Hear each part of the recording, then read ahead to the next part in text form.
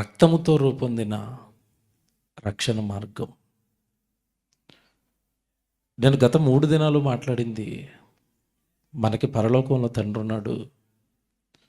ఆయన మనల్ని పాపం చేయకుండా బ్రతకమని జన్మను అనుగ్రహించాడు.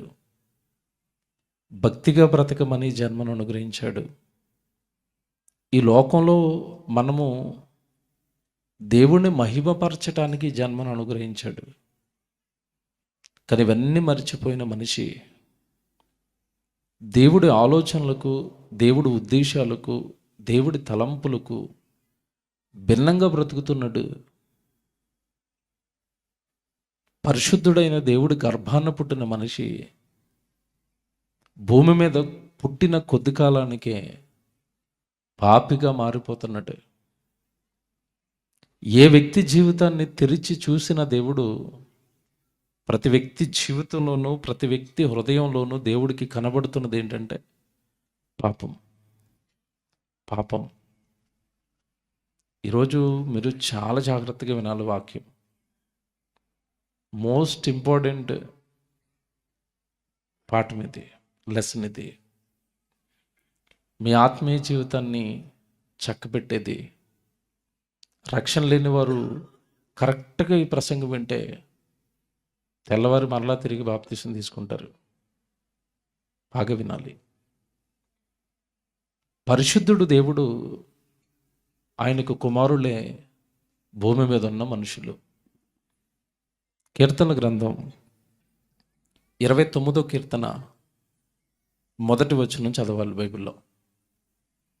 భూమి మీద ఉన్న మనుషులను దేవుడు అంటే అర్థం ఏంటి? భూమి మీద ఉన్న మనిషి సాక్షాత్తు ఎవరికి కుమారుడు? దేవునికి కుమారుడు.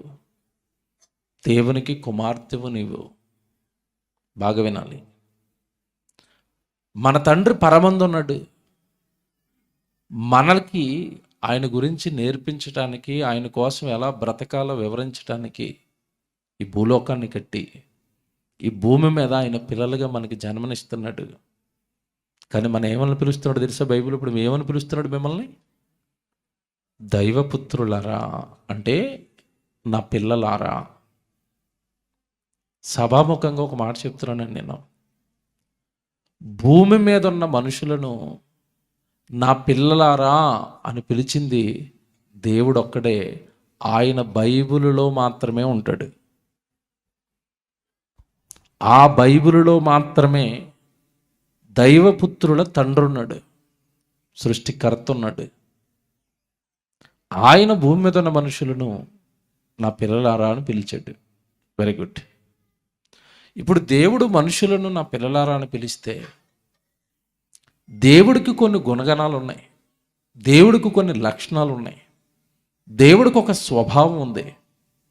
ఏంటి దేవుడి గుణగణాలు? ఏంటి దేవుడి స్వభావం?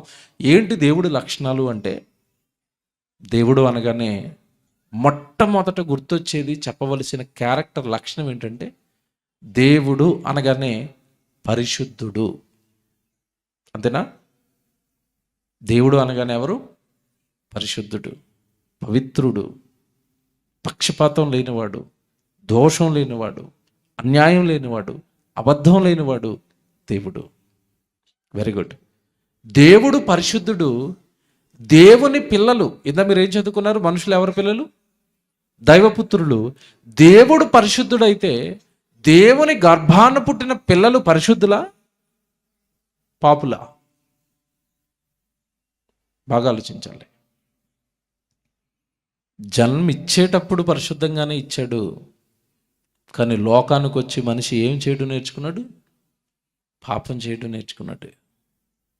అబద్ధాలు, దొంగతనాలు, వ్యభిచారాలు, మోసాలు, నేరాలు, కుట్రలు, అసూయలు, మత్తతలు, త్రాగుబోతులు, విందులు, భూతులు, అల్లరితో కూడిన ఆటపాటలు. ఒకటి కాదు, చిట్ట చాలా పెద్దది రాశాడు.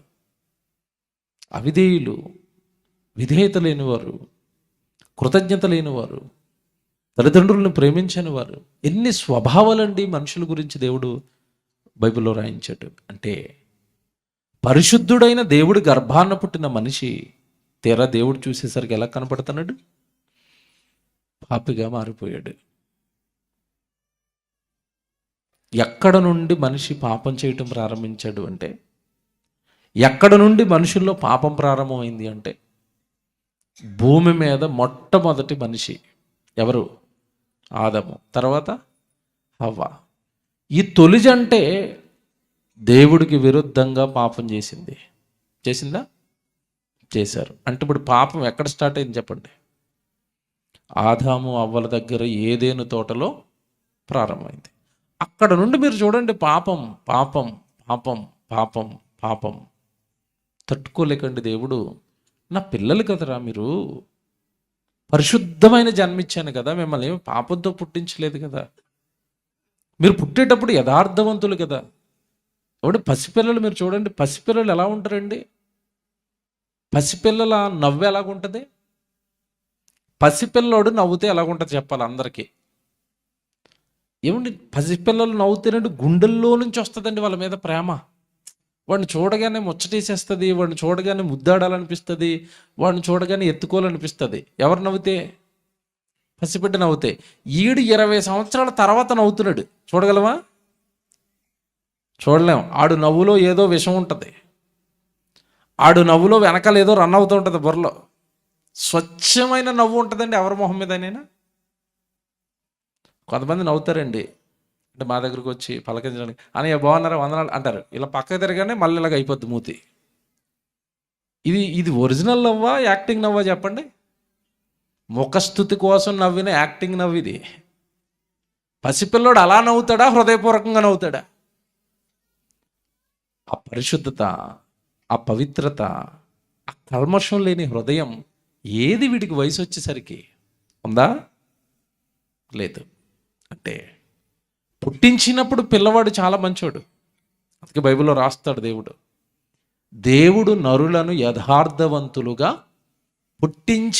పుట్టించేటప్పుడు నేను చేసిన ప్రోడక్ట్లో ఏ లోపం లేదు, స్వచ్ఛమైన ప్రోడక్ట్ ఇచ్చాను నేను, మంచి జన్మిచ్చాను నేను.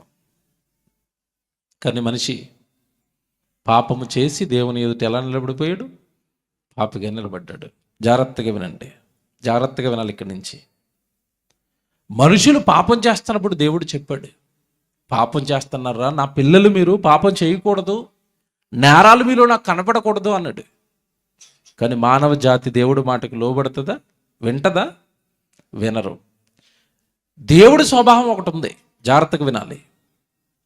నువ్వు ఏదైనా తప్పు చేస్తుంటే చాలాసార్లు నేను హెచ్చరిస్తాడు. మనుషుల్లాగా కాదు, ఒకసారి చెప్పొదిలేడు. మనుషుల్లాగా ప్రేమమయుడు, దీర్ఘశాంతం కలిగిన వాడు, చాలాసార్లు చెప్తాడండి. ఆదికాండంలో ఆదాము అవ్వల దగ్గర పాపం ప్రారంభమైతే మనుషులు మార్గం తప్పారు, పాపం చేసుకుంటూ వస్తున్నారు. నోవహు జలప్రళయం దగ్గరికి వచ్చేసరికి ఈ పాపాల విషయంలో పేట్రేగిపోతున్నారు. దేవుడు నోవహు ద్వారా ఆత్మస్వరూపుగా వెళ్ళి యేసుక్రీస్తుల వారి ద్వారా సుమారుగా 100 సంవత్సరాలు వాళ్ళకి సువార్త ప్రకటించాడండి. నోవహు జలప్రళయానికి ముందు మారారా మనుషులు? తప్పులు చేయొద్దురా, పాపాలు చేయొద్దురా, నేరాలు చేయొద్దురా అన్నాడు. విన్నారా? వినలేదు. అప్పుడు దేవుడు ఏం చేశాడు చెప్పండి? జలప్రళయం రప్పించి మనుషులందరినీ ఏం చేశాడు? నాశనం చేశాడు, చంపాడు. జాగ్రత్తగా వినండి. నోవహు జలప్రళయంలో ప్రజలు చచ్చిపోవడానికి గల కారణం ఏంటి? ఎవరికైనా తెలుసా మీలో? ఎందుకు చచ్చిపోయారు వాళ్ళు? ఏమంటే చెప్పండి, ఏంటి ఎందుకు చచ్చిపోయారు? వాక్యం వినలేదు. Very good. ఇంకా చెప్పండి. వాక్యం వినకపోతే చంపేస్తాడంటే మీరు చాలాసార్లు వినరు. మరి నిన్న మీటింగ్ రాని వాళ్ళు చేయొద్దండి. నిన్న మీరు వాక్యం వినలేదు, మరి వాక్యం వినకపోతే చంపేది చేయాలంటే నిన్న మీరు మీటింగ్ రాలేదు కనుక నేను రాత్రి 12 గంటలకు చంపేశాడు దేవుడు. ఏదో పెద్దది పెట్టారండి వీళ్ళు పాపం. కానీ యేసుక్రీస్తుల వారి దగ్గరికి వెళ్ళి, ఏటి తండ్రి నోవ జలప్రళయంలో జరిగింది ఏటి ప్రభు అని అడిగితే ఆయన అన్నాడు, యేసు ప్రభువు లోకాసువార్తలో చెప్తాడు, జనులు తినుచు త్రాగుచు పెండ్లాడుచు పెండ్లికిచ్చుచూ ఉండిరి, నోవహు జలప్రళయం వచ్చి నోవహు వాళ్ళలోకి ఎక్కిపోతున్నా నోవహు కుటుంబం అప్పటికింకా పెళ్ళిళ్ళలోనే ఉన్నారట ఇల్లు. ఏంటో పక్క ఏమండి వర్షం ఒకే రోజు వచ్చిందండి, అది ఒకరోజు వచ్చిందా? ఎన్ని రోజులు వచ్చింది? 40 రోజులు కంటిన్యూగా వాన పడుతుంటే పెళ్ళి ఎలా చేసుకున్నారండి? అంత వర్షాల్లో కూడా పెళ్ళిళ్ళు పెట్టారండి వీళ్ళు. ఎవరు చెప్పండి ఇప్పుడు? వీళ్ళు పెళ్ళి పిచ్చోళ్ళు. అలాగని పెళ్లి చేసుకోవటం నేరం అనుకుంటున్నారా? కాదు. మనం పెళ్లి చేసుకున్నాం లేదా? నాకు పెళ్ళి అయిపోయింది, పెళ్లి చేసుకున్నందుకు చంపేసాను అనుకుంటున్నారా? అలా చేసిన పాపం ఏంటో చూపిస్తాను. బైబిల్ తీయండి, ఆదికాండం 6వ అధ్యాయం. బైబిల్ తీయండి అందరూ. 2వ వచనం చదువుతారా?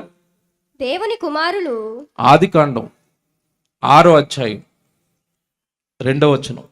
దేవుని కుమారులు దేవుని కుమారులు నరుల కుమార్తెలను. ఏమంటే నరుని కుమార్తెలు. దేవుని కుమారులు అంటే పురుషులు, నరుని కుమార్తె అనగానే స్త్రీ. ఓకే, ఇది మళ్ళీ ఇది పెద్ద పాఠం. దీని మీద బోల్డ్ ఉన్నాయి కాంట్రవర్సీలు, అవన్నీ వద్దు, సింపుల్గా చెప్తున్నాను. దేవుని కుమారుడు అనగానే నరుడు. ఎందుకంటే లోక 3:38 ఉంటుంది, ఆదాము దేవునికి కుమారుడు. నరుని కుమార్తె అనగానే నరునిలో నుండి తీయబడింది కనుక నరునికి కుమార్తె అవుతుంది. నరుని కుమార్తె అనగానే స్త్రీ, అంతే, అక్కడ ఏమీ లేదు ఇంకా. జస్ట్ ఓకే, వెళ్ళిపోదాం. దేవుని కుమారులు నరుని కుమార్తెలు చక్కని వారిని చూచి, బాగా వినండి, పురుషులు స్త్రీలలో చక్కని వారిని చూచి వారందరిలో తమ మనస్సుకు వచ్చిన స్త్రీలను వివాహము చేసుకొనిరి. ఏమర్థమైంది మీకు? ఏముందండి పెళ్లి చేసుకున్నారు అని అనుకుంటున్నారు మీరు. కాదు, తమ మనసుకు వచ్చిన స్త్రీని పెళ్లి చేసుకుంటున్నాడా, స్త్రీలను పెళ్లి చేసుకుంటున్నాడా? ఏమనుంది అక్కడ బైబిల్లో? ఇప్పుడు చదవండి బాగా. తమ మనస్సుకు నచ్చిన స్త్రీలను వివాహము చేసుకొనిరి.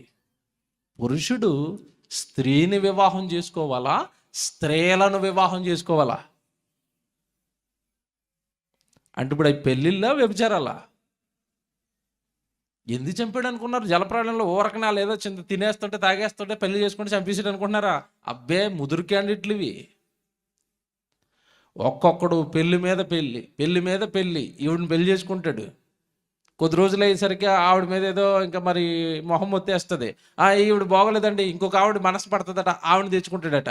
ఏమన్నా పెళ్ళిళ్ళా, వ్యభిచారమా? చెప్పండి, మీరు చెప్పండి. అది ఒక పురుషుడికి ఒక స్త్రీ, ఒక స్త్రీకి ఒక పురుషుడు. దైవ చట్టం ఇది. మీరిన వాళ్ళందరూ వ్యభిచారులు. బైబిల్ ప్రకారం వివాహం చేసుకోవచ్చు. ఎప్పుడు భర్త చచ్చిపోతే చేసుకో, భార్య చచ్చిపోతే చేసుకో. భర్త బ్రతికుండగా పెళ్లి చేసుకోవడానికి కుదరదు, భార్య బ్రతికుండగా మరో పెళ్లి చేసుకోవడానికి కుదరదు. జాగ్రత్తగా వినాలి. మనస్సుకు వచ్చిన స్త్రీలను వివాహం చేసుకున్నారట. దేవుడికి నచ్చలేదండి అది. ఎందుకంటే ఆదామును చేశాడు దేవుడు. ఆదాముకు భార్యగా ఇవ్వడానికి హవ్వమ్మల్ని ఎంతమందిని చేశాడు? ఒక హవ్వమ్మ, 2 హవ్వమ్మల్ని చేశాడా? ఏమంటే ఇంకో మాట అడగనా? భూమి మీద నాకు సంతానం కావాలనుకున్నప్పుడు ఒక 2-3 స్త్రీలను చేసేసి పెళ్లి చేసేయచ్చు కదా? చేశాడా? చేయడు. ఒక పురుషుడు, ఒక స్త్రీ. మీరవా పాపం. అక్రమ సంబంధాలు పాపం.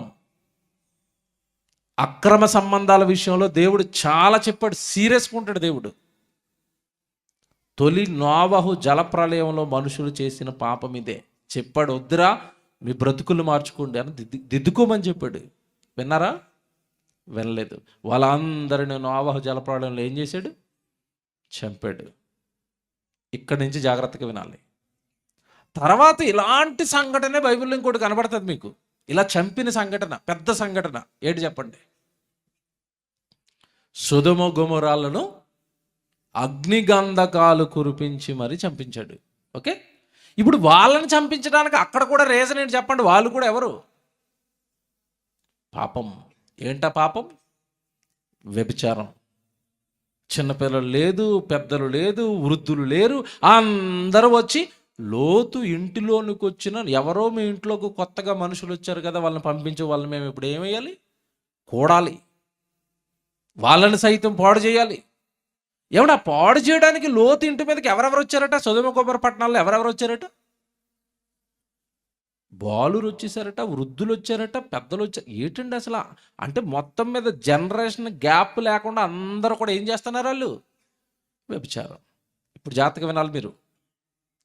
ప్రతి తరంలో నుండి దేవుడు చూస్తుంటే, పరిశుద్ధుడైన దేవుడి గర్భాన పుట్టిన పిల్లల్లో ఏ తరంలో చూసినా ఏం కనపడుతుంది ఆయనకి? పాపం.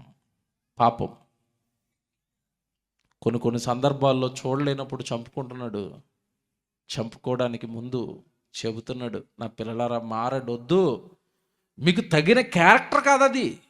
నా కొడుకువి, నా కూతురువి, నేను పరిశుద్ధుణ్ణి, నేను పవిత్రుణ్ణి, నువ్వు అలాగే బ్రతకాలి. కానీ ఏంటా జీవితం అని ప్రతి తరంలో ప్రతి వ్యక్తిని పాపం మానేయమని దేవుడు చెబుతూనే ఉన్నాడు. జాగ్రత్తగా వినాలి. ప్రతి తరంలోనూ చెప్తున్నాడు దేవుడు, ఆయా రూపాలలో, ఆయా మార్గాలలో పాపము మానేయమని మనుషులతో చెబుతూనే ఉన్నాడు. జాగ్రత్తగా వినండి. నోవహు జలప్రళయం, సొదొమ గొమొర్రాల నాశనం. ఇక దేవుడండి ప్రతి తరంలో ఒక భక్తుడు నిలబెట్టుకుని వాళ్ళతో సమాజానికి మంచి మాటలు చెప్పిస్తూనే ఉన్నాడు, మార్చుకోవడానికి ప్రయత్నిస్తూనే ఉన్నాడు. ఏమంటే ఇప్పుడు పాత నిబంధనలో జరుగుతున్నవి ఇవన్నీ మాకు ఎందుకు చెప్తున్నారండి అని మీరు అనుకుంటారేమో. మన టైటిల్ ఏంటి చెప్పండి? అంశం పేరు మర్చిపోకూడదు ఎప్పుడు. రక్తముతో రూపొందిన రక్షణ మార్గం. అంటే చివరగా యేసుక్రీస్తుల వారి బలితో ఈ భూమి మీద ఉన్న మనుషుల పాపాలు కడిగి తన ఉగ్రత నుండి, ఆ ఉగ్రతకు మారు రూపమైన నిత్యాగ్ని నరకము నుండి మనుషులను తప్పించడానికే యేసుక్రీస్తుల వారి బలియాగాన్ని దేవుడు చేశాడు. ఇక్కడ విషయం ఏంటంటే బాగా వినాలి. చాలామంది క్రైస్తవులకి తెలియదు, క్రైస్తవేతరులకి తెలియదు ఒక సంగతి. ఏ సంగతి అంటే, మీరు చూడండి మధ్యకాలంలో సోషల్ మీడియాలో ఒకప్పుడు భారతదేశం అనేసరికి భిన్న మతాలు, భిన్నత్వంలో ఏకత్వం, లౌకికవాదం చక్కగా ఉండేదండి దేశం. కానీ మధ్యకాలంలో మతోన్మాదం పెరుగుతుంది, మత ఉన్మాదులు పెరుగుతున్నారు. ఈ మతోన్మాదులు ఈ మధ్యకాలంలో ఎక్కువగానండి బైబిల్ గురించి తప్పుగా మాట్లాడటం, యేసుక్రీస్తుల వారి శిలువ యాగం గురించి తప్పుగా మాట్లాడటం, బైబిల్లో వాళ్ళకి అర్థం కాని సంగతులు వాడేదో తెల్లవారులో బైబిల్ చదివేసినట్టుగా, ఇదిగో బైబిల్లో తప్పులు ఉన్నాయి, బైబిల్లో తప్పులు ఉన్నాయి అంటాడు. ఈ క్రమంలో భాగంగానండి మధ్యకాలంలో ఎక్కువగానండి యేసుక్రీస్తుల వారి శిలువ యాగాన్ని ఏమంటే గేలి చేస్తున్నారు, హేళన చేస్తున్నారు. మీరు చూస్తున్నారా వీడియోలు? పేర్లు చెప్పడం నాకు ఇష్టం ఉండదండి. మా ఆంధ్ర ప్రాంతంలో వీళ్ళు ఎక్కువైపోయారు. వాళ్ళ పేర్లు చెప్పి వాళ్ళని గొప్ప వాళ్ళని చేయటం, నోట్లోంచి ఆ చెడ్డవాళ్ళ పేరు తేడం ఎందుకని నేను తేను పేర్లు చెప్పను. మీకు తెలుసు తెలుగులో మతోన్మాదం తెలుగులో ఎంతగా పెరిగిందో, తెలుగు రాష్ట్రాలలో తెలుగు వీడియోలు మీరు చూస్తే మీకు అర్థమవుతుంది. వీళ్ళు పదే పదేనండి యేసుక్రీస్తుల వారి శిలువ యాగాన్ని ఏమండి హేళన చేస్తూ ఉంటారు, అపహసిస్తూ ఉంటారు. ఏమనంటే, మీ యేసుప్రభు దేవుడు అంటున్నారు, ప్రతిరోజు భక్తిగా గుడికి వెళ్ళిపోతున్నారు, బాప్తిస్మ తీసుకున్నారు, ఆయనేమో రక్షకుడు అంటున్నారు. కానీ మీ యేసుప్రభు సిలువలో మేకులేస్తుంటే ఆ మేకులే తీసుకోలేకపోయాడు, ఆ మేకులే పీకోలేకపోయాడు. సిలువలో తనను తాను కాపాడుకోలేనోడు మిమ్మల్ని ఏం కాపాడుతాడు అంటున్నారు. అంటున్నారా? విన్నారా మీరు? అంటున్నారు. అది వింటున్నప్పుడు అండి చాలా మందిలో, నిజమే కదండి, యేసుక్రీస్తుల వారు సిలువలో అలా వేలాడేటి, ఆయన కాపాడుకోలేదేంటి, మన దేవుడు ఏంటి అలా చచ్చిపోయాడు. బలవంతులు, వాక్యంలో బలవంతులకు అర్థమవుతుంది తప్ప వీళ్ళ టార్గెట్ ఏంటంటే అప్పుడప్పుడే ప్రభువులోనికి వచ్చిన బలహీనుడు, విశ్వాసమందు బలహీనులని, జ్ఞానమందు బలహీనులను గలిబిలి చేస్తున్నారు. జాగ్రత్తగా వినాలి. యేసుక్రీస్తుల వారు మానవాళిని రక్షించడానికి ఆయన ఎన్నుకున్న మార్గం, లేదా దేవుడు ఆయనకి విధించిన మార్గం ఏంటంటే భయంకరమైన శ్రమలు. అంతే కదండి? యేసుక్రీస్తుల వారు మనకిచ్చిన రక్షణ ఏదైతే ఉందో ఆ రక్షణ మనకి ఉచితంగా మనం పొందుకున్నాం తప్ప ఇచ్చిన ఆయన ఉచితంగా అది ఇవ్వలేదు. ఎలాగిచ్చాడు? ఆ రక్షణ మనకి ఎలాగిచ్చాడు? శ్రమలు పడి, హింసలు పడి, నానా కష్టాలు పడి, ఎన్నో అవమానాలు పడి, ఒక మాటలో చెప్పాలంటే చివరికి తన ఒంటిలో ఉన్న రక్తమంతా ఒలికించి తన ప్రాణం కూడా పోగొట్టుకుని మానవాళికి ఏమిచ్చాడు? రక్షణ. టైటిల్ రక్తముతో రూపొందిన రక్షణ మార్గం. ఈ మార్గంలోకి నువ్వు వచ్చావు అంటే దాని వెనకాల ఏముంది? యేసుక్రీస్తుల వారి రక్తం, యేసుక్రీస్తుల వారి ప్రాణం. Very good. ఇక్కడ చాలా మందికి ఉన్న డౌట్ ఏంటంటే, ఇది మతోన్మాదులకి డౌటే, వాడికి అర్థం కాక అందరిని కన్ఫ్యూజ్ చేస్తున్నాడు. వాళ్ళకి కూడా చెప్తున్నాను నేను, మీకు అర్థం కాలేదు సిలువ యాగం గురించి. వాళ్ళు పదే పదే అంటారు, రక్షించడానికి వచ్చినాడు అలా చచ్చిపోవడం ఎందుకండి, అంతలా చచ్చిపోవాలా? రోమా సైనికులు దెబ్బలు కొడుతుంటే ఏం చేయలేకపోయాడు? మౌనంగా ఉన్నాడు. చేతిలో మేకిలేస్తున్న మౌనంగా ఉన్నాడు, ముళ్ళ కిరీటం పెడుతున్న మౌనంగా ఉన్నాడు. రక్షించడానికి వచ్చినాడు అలాగెందుకండి చచ్చిపోవాలి? ఆ బైబిల్ అంతా అది ఒక అబద్ధం అండి, అబద్ధాల పుస్తకం అండి అంటున్నారు. బాగా వినండి. యేసుక్రీస్తుల వారు మానవాళిని రక్షించడానికి వచ్చి సిలువలో అసలు అన్ని కష్టాలు ఎందుకు పడ్డాడు? అన్ని శ్రమలు అనుభవిస్తేనే కానీ రక్షణ రాదా? మనిషి మారడా అంటే మారడు. మళ్ళా చెప్తాను, జాగ్రత్తగా వినండి. యేసుక్రీస్తుల వారు ఆ శ్రమలు అనుభవించకపోతే మనిషి మారడు. ఎందుకు మారడో తెలియాలి అంటే ముందుగా నేను చెప్పేది ఏంటంటే, సిలువ యాగం గురించి అర్థం కావాలి అంటే, సిలువలో యేసుక్రీస్తుల వారు పడిన కష్టం, ఆ సిలువ యాగం గురించి మనకు పూర్తిగా అర్థం కావాలి అంటే, ఆ సిలువ యాగానికి వెనకున్న చరిత్ర తెలియాలి. మళ్ళీ చెప్తాను జాగ్రత్తగా వినాలి. మన వాళ్ళు కూడా చాలామంది ఏమండి వాడు ఏదో హేళన చేస్తున్నాడని, వాడు ఏదో గేలు చేస్తున్నాడని ఏమండి వాడిని అనవసరంగా తిడుతున్నారు. వద్దండి, తప్పు చేయకండి, తప్పు చేయకూడదు. ఎందుకంటే మనం ఎవరి పిల్లలు? దేవుని పిల్లలు. దుష్టుడు ఏదో మాట్లాడుతున్నాడు కదని ఆడి భాష, వాడి లాంగ్వేజ్ మనం మాట్లాడతామా? మాట్లాడలేం కదా. మనకు ఒక కట్టడి ఉంది కదా, నియమం ఉంది కదా, మన నోటికి వాక్యం తాళమేసింది కదా. వద్దునైనా మీరు పరిశుద్ధులు కనుక మీ నోట ఎలాంటి మాటలు రావాలి? పరిశుద్ధమైన మాటలే రావాలి. శాపవచనం కానీ బూతులు కానీ మీ నోట రానివ్వకండి. సమాధానం చెప్దాం, నీకు అర్థం కాలేదు అని చెప్దాం. యేసుక్రీస్తుల వారు సిలువలో అంతగా ఎందుకు కష్టాలు పడ్డాడు? మనిషిని రక్షించడానికి అంత శ్రమ ఎందుకు తీసుకున్నాడు? చివరికి అంత రక్తం ఎందుకు ఒలికించాడు అంటే, ఈ రక్త తర్పణ వెనక, ఈ సిలువ యాగము వెనక జరిగిన కొంత చరిత్ర ఉంది. ఆ సిలువ యాగం వెనకున్న చరిత్ర అర్థమైతేనే సిలువలో యేసుక్రీస్తుల వారు అన్ని శ్రమలు ఎందుకు పడ్డాడో మనకు అర్థమవుతుంది. Very good. ఆదికాండం చెప్పాను ఇందాక, ఇప్పుడేమో ఇప్పుడు ఏం చెప్పాను మీకు? సిలువ యాగం చెప్పాను. ఈ మధ్యలో జరిగిన చరిత్ర తెలియాలి అందరికీ. మళ్ళీ చెప్తాను, జాగ్రత్తగా వినండి. ఆదికాండంలో జరిగిన పాపాలు, నేరాలు, మనిషి పుట్టినప్పటి నుంచి జరిగిన ఘోరమైన శిక్షలు చెప్పాను. సిలువ యాగం చెప్పాను కొత్త నిబంధనలో. మధ్యలో జరిగిన చరిత్ర తెలియాలి. ఆ చరిత్ర పైన మనకు అవగాహన ఉంటేనే యేసుక్రీస్తుల వారి సిలువ యాగం అలా ఎందుకు జరిగిందో నేను మీరు చెప్తున్నాను. జాగ్రత్తగా వింటే మీరు ప్రతి ఒక్కరికి యేసుప్రభు సిలువ యాగం గురించి మీరే చెప్తారు. అందుకు ఆయన అలా చచ్చిపోయాడని. పిల్లరా, యేసుక్రీస్తుల వారు ఎందుకు అన్ని శ్రమలు మన కోసం అనుభవించాడు? మనల్ని రక్షించడానికి. ఇది మనకు అర్థం కావాలి అంటే వెనక్కి వెళ్ళిపోదాం. యేసుప్రభు సిలువ యాగం దగ్గరికి కరెక్ట్గా నేను ఒక 40 నిమిషాల్లో వస్తాను. మళ్ళీ వెనక్కి వెళ్తానండి. ఇప్పుడు వెనక్కి అంటే ఎక్కడికి అంటే, మనుషులను దేవుడు పరిశుద్ధులుగా చేస్తే పాపులుగా మారిపోతే తనకంటూ ఒక జనాంగం ఏర్పాటు చేసుకున్నాడు. వాళ్ళ ద్వారా ఈ సర్వ భూమి మీద ఉన్న మనుషులకు రక్షణ అనుగ్రహించాలనుకున్నాడు. వాళ్ళే ఇశ్రాయేలీయులు, యూదులు. ఆ జాతిని దేవుడు ఏర్పాటు చేసుకున్నాడు అబ్రహాం గారికి ఇచ్చిన వాగ్దానం ద్వారా. అబ్రహాం సంతానం ఇస్సాకు అయితే, ఇస్సాకు సంతానం యాకోబు అయితే, యాకోబు సంతానం ఎవరు? 12 గోత్రాల ఇశ్రాయేలుల జనాంగం. ఆ జనాంగమే దేవుని సంఘం ప్రారంభంలో. ఆ 12 మంది కుమారుల నుంచి వచ్చిన ఇశ్రాయేలు గోత్రాలే 12 లక్షల జనాంగం. క్షమించండి, 12 గోత్రాల జనాంగం. జాగ్రత్తగా వినండి. పరలోకంలో ఉన్న దేవుడు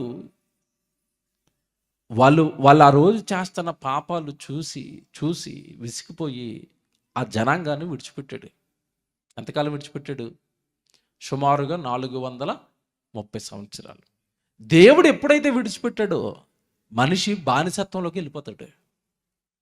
వాళ్ళు వెళ్ళింది ఏ బానిసత్వంలోకి? ఐగుప్తు బానిసత్వంలోకి. Very good. దేవుడు మనల్ని విడిచిపెట్టేశాడు అనుకోండి, మనం కూడా బానిసత్వంలోకి వెళ్ళిపోతాం. ఏ బానిసత్వం?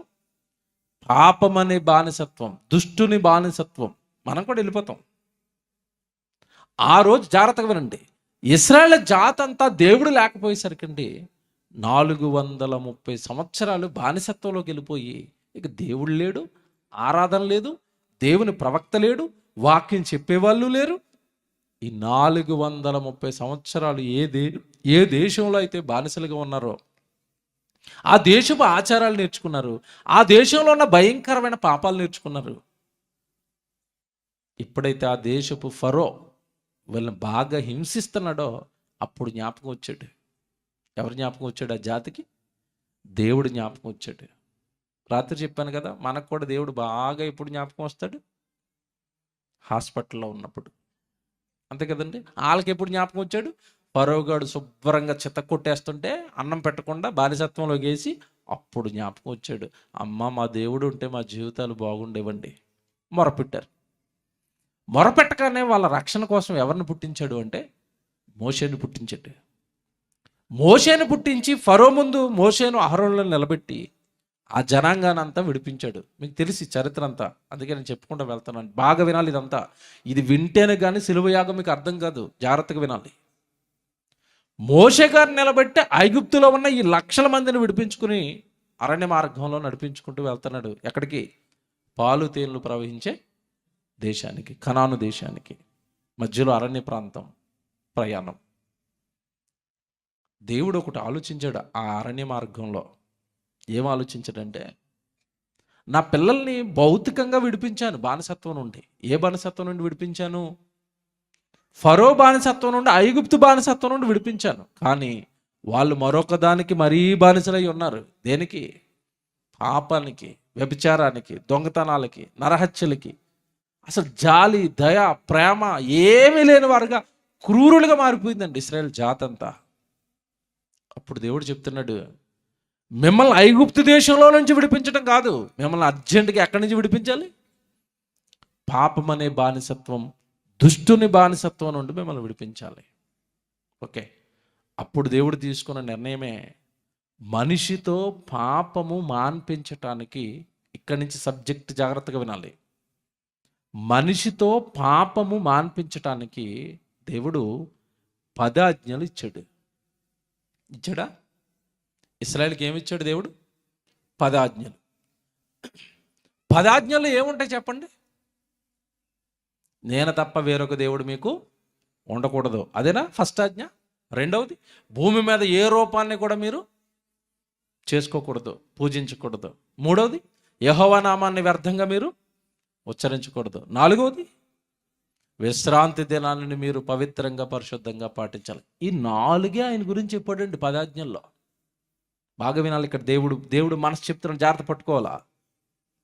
నేను తప్ప వేరొక దేవుడు మీకు ఉండకూడదు, భూమి మీద మీరు రూపాలు చేసుకుని పూజించకూడదు, నా నామాన్ని వ్యర్థంగా ఉచ్చరించకూడదు, విశ్రాంతి దినాన్ని పాటించండి. అంటే నా దగ్గరకు వచ్చేయండి, నా సన్నిధికి వచ్చేయండి, ప్రతి విశ్రాంతి దినం నా సన్నిధిలో కూర్చుని నా మాటలు వినండి, నాకు ప్రార్థన చేసుకోండి అన్నాడు. ఈ 4 ఆయన గురించి చెప్పాడండి. మొత్తం ఆజ్ఞలు ఎన్నని చదువుకుంటాం అక్కడ? 10 ఆజ్ఞలు.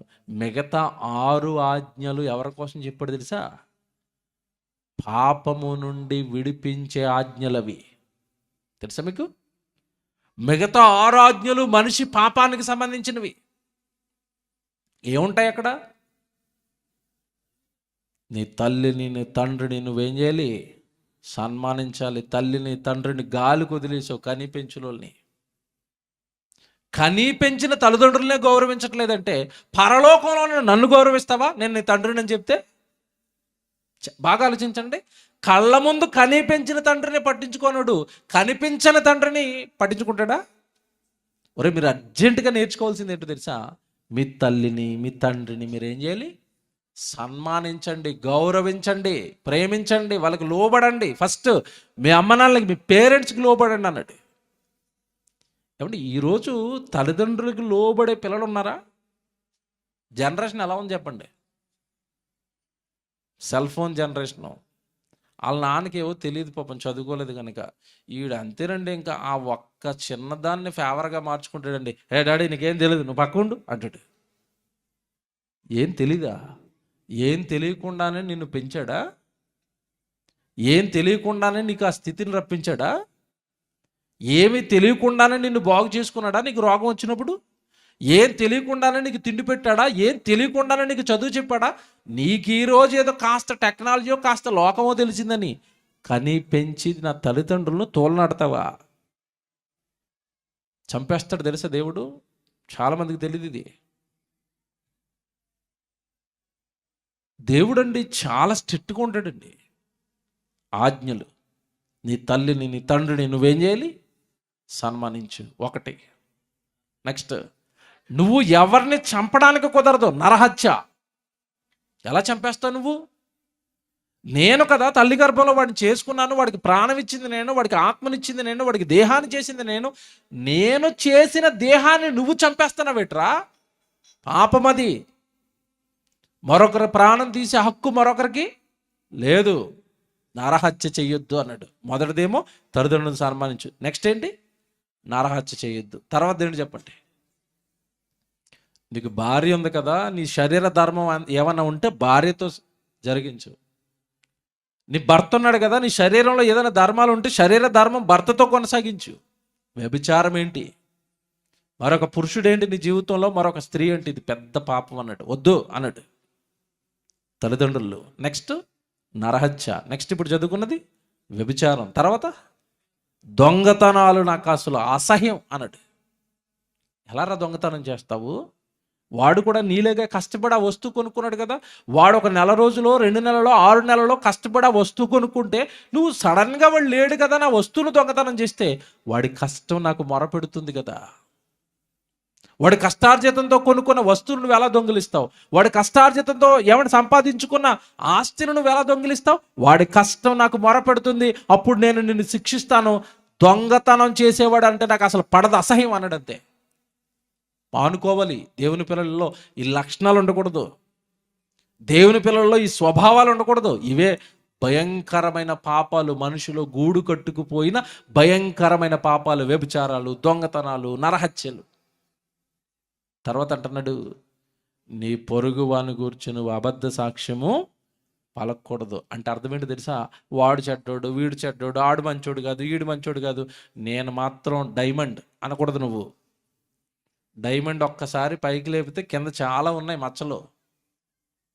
అందుకే నువ్వు ఎవ్వరి గురించి అబద్ధపు సాక్ష్యాలు చెప్పకూడదు. కానీ నీకు తెలుసా ఆవిడ ఎంత చెడ్డదో? గుళ్ళో పాట పాడుతుంది కదా అని మంచిది అనుకుంటున్నావా? ఆవిడతో మాట్లాడొద్దు అన్నావనుకోండి, నీ పని అయిపోయినట్టే. ఆవిడ గురించి అబద్ధ సాక్ష్యం చెప్పడానికి నీకెక్కడది రైటు? మరొక సహోదరుడు గురించి మరొక సహోదరుడి దగ్గర చెడ్డగా చెప్పడానికి నీకు ఎక్కడది హక్కు? దేవుని కుమారుడు మర్చిపోకు, అతను కూడా. ఆమె కూడా దేవునికి కుమార్తె మర్చిపోకు. ఆమెను కూడా దేవుడు సంఘంలోకి చేర్చుకున్నాడు మర్చిపోకు. ఆమెకు కూడా రక్షణ ఇచ్చాడు మర్చిపోకు. ఆమె పాపాలు కూడా కడిగాడు మర్చిపోకు. ఆమెలో కూడా పరిశుద్ధాత్మను పెట్టాడు మర్చిపోకు. ఇన్ని చేసిన దేవుడు ఆ కుమార్తె గురించో ఆ కుమారుడు గురించో తప్పుగా మాట్లాడుతుంటే, అబద్ధాలు మాట్లాడుతుంటే, అబద్ధపు సాక్ష్యాలు, నేరాలు వాళ్ళ మీద మోపుతుంటే దేవుడు ఊరుకుంటాడా? అంటే ఇక్కడ మీరు బాగా పట్టుకోవాలి దేవుడు మనసు.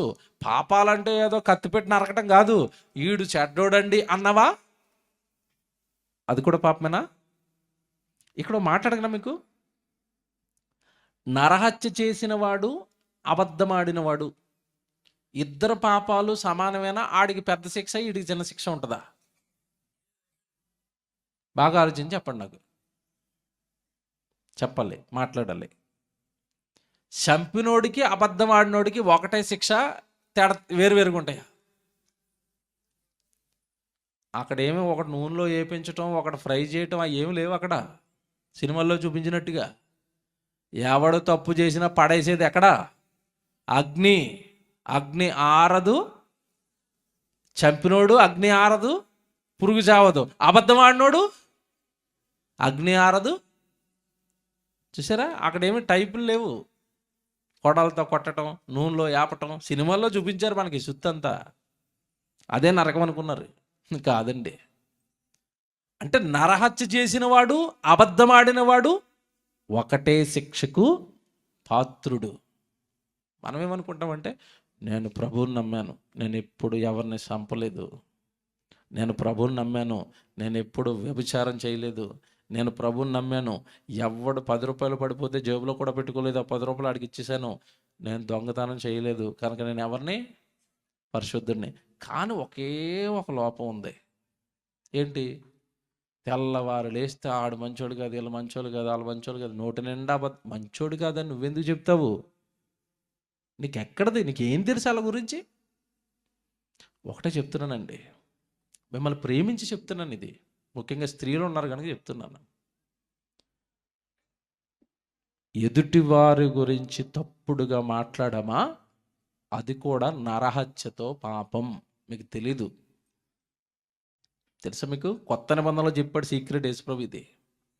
నీ సహోదరుని చూచి వ్యర్థుడా అనువాడు పరలోకం వెళతాడు అని రాసాడా? ఎక్కడికి వెళ్తాడు? నరకాగ్నికి పాత్రుడు.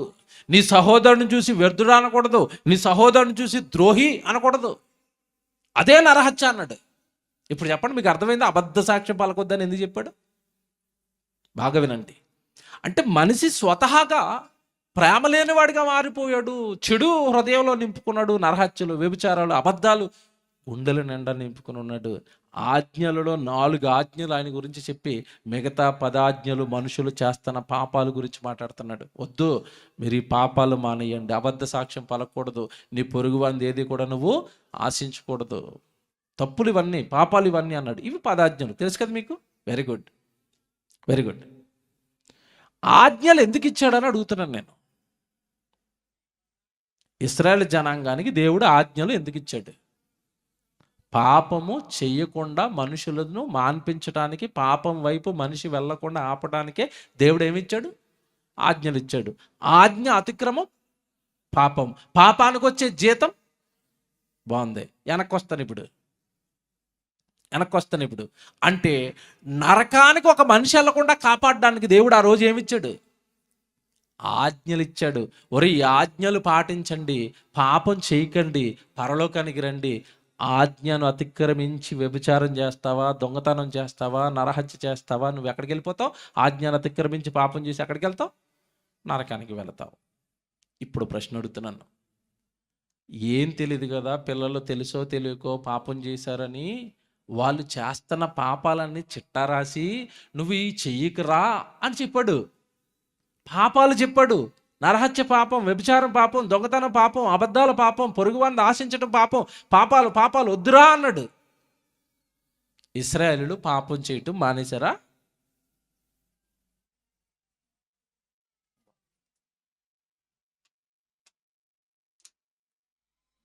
జాగ్రత్తగా వినండి, నేను చెప్పేది బాగా ఆలోచించాలి. ఆజ్ఞలు ఇచ్చిన తర్వాత ఇశ్రాయేలీయులు పాపం చేయటం మానేశారా?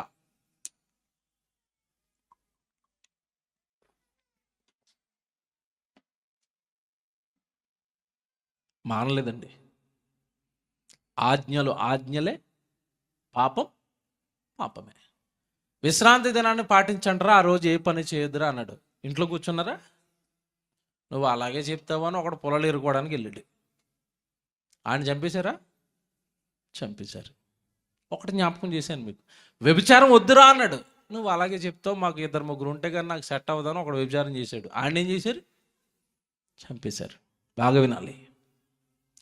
ఆజ్ఞలు ఇచ్చి పాపం చేయొద్దు అంటే మనిషి ఆజ్ఞ దగ్గర ఆగాడా? ఆగలేదు. ఇంకోటి చెప్పనా, ఆజ్ఞలు ఊరకనే వచ్చినాయా? మోషే గారు 40 దినాలు 40 రాత్రులు పగళ్ళు ఉపవాసం చేస్తే వచ్చాయా? ఆజ్ఞలు ఎలా వచ్చాయి?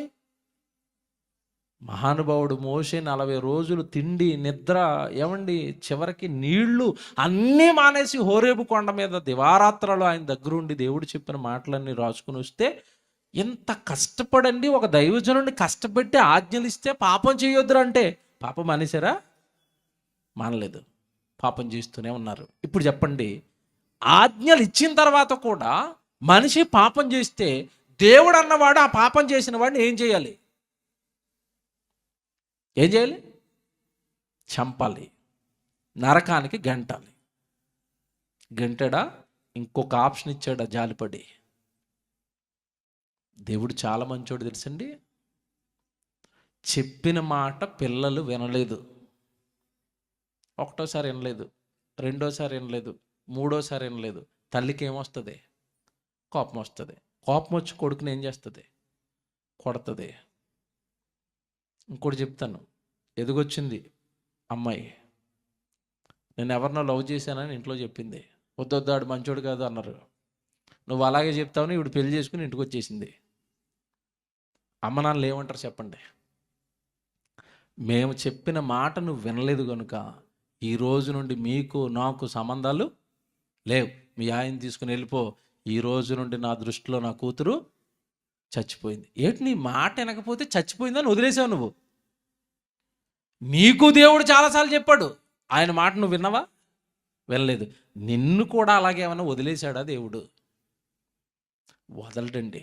ఎందుకు వదలడో మధ్యలో మీ మతిపోయే విషయం ఒకటి చెప్తాను. అసలు మీ బుర్ర పాడైపోద్ది ఆ విషయం చెప్తే. ఆజ్ఞించి పాపం చేయొద్దురా అని మనిషితో చెప్పిన మనిషి వినలేదండి. వ్యభిచారం, దొంగతనాలు, నరహత్యలు చేస్తానే ఉన్నాడు. చేసినవాడు చేసినట్టుగా నరకానికి జారిపోతున్నాడు. చాలిపడ్డాడండి దేవుడు, కనుకరించాడు మానవ జాతిని. ఆయనే మళ్ళా ఒక అడుగు దిగాడు. దిగేమన్నాడు తెలుసా? ఒరే, నేను ఆజ్ఞలు ఇచ్చినా నువ్వు పాపం చేయటం మానలేదు కనుక నీకు ఇంకొక ఆప్షన్ ఇస్తున్నాను.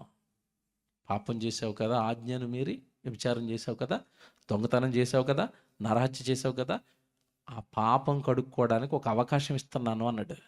ఏంటి అవకాశం చెప్పండి? ఇశ్రాయేలుకి ఇచ్చిన అవకాశం ఏంటి?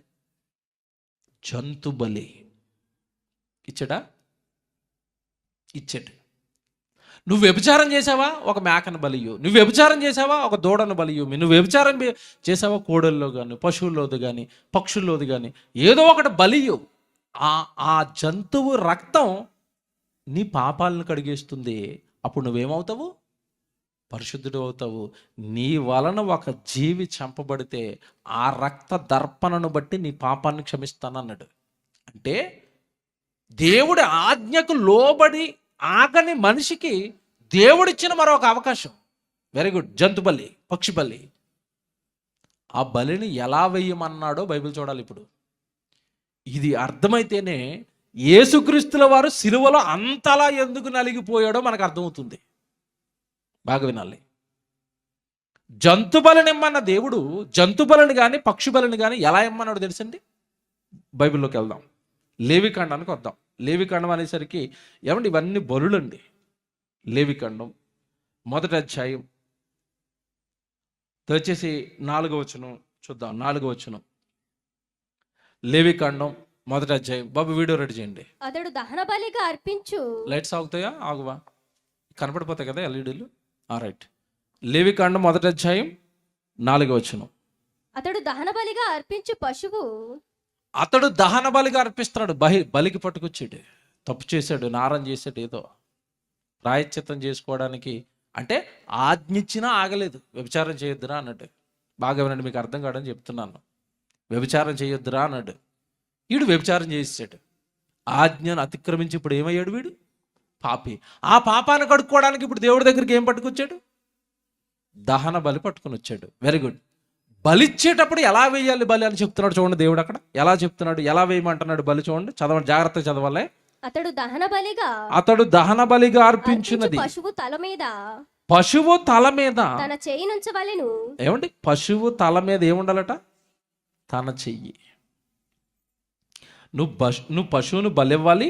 ఆ బలిచ్చేటప్పుడు ఆ బలిస్తున్న పశువు తల మీద నీ చెయ్యి ఉంచవలెను. అతని నిమిత్తము, ఆ పదాలు జాగ్రత్తగా వినండి. అతని నిమిత్తము ప్రాయశ్చిత్తము కలుగునట్లు అది అతని పక్షముగా అంగీకరింపబడును. బాగా ఇక్కడ నేను చాలాసేపు చెప్పాలి, మీకు ఇది అర్థం అవ్వాలి. ఇది అర్థమైతేనే యేసుప్రభు శిలువ యాగం అర్థమవుతుంది.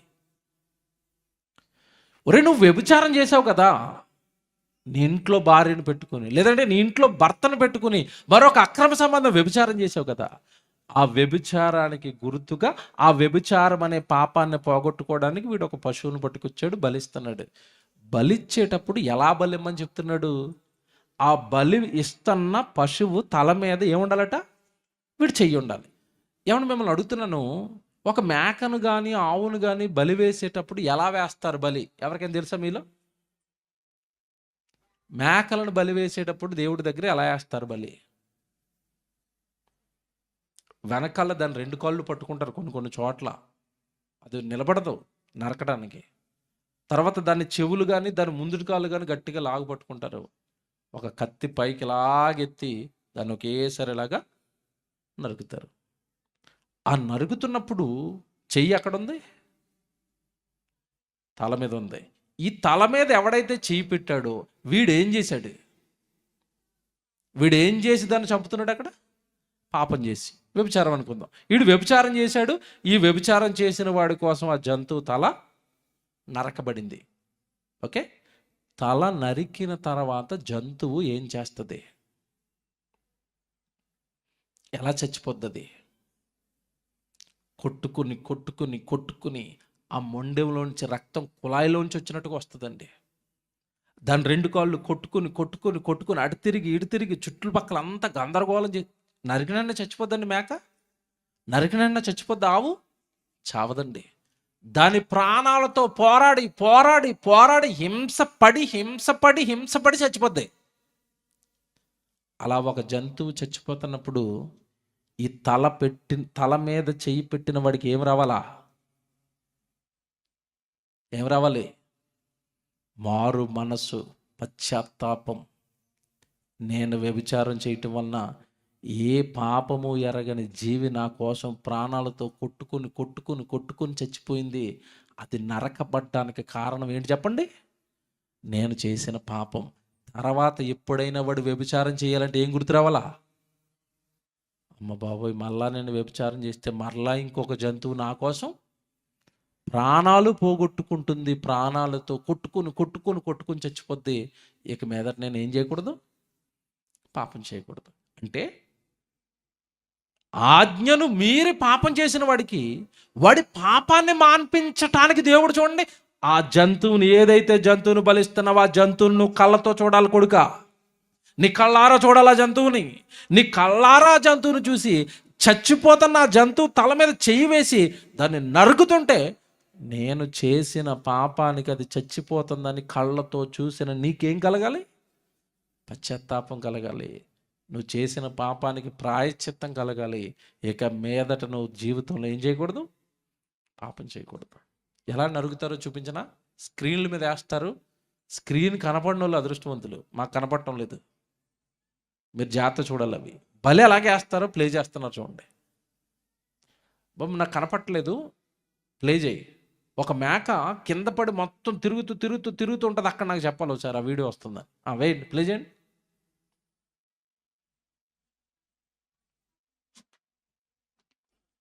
సౌండ్ రాదు కదా?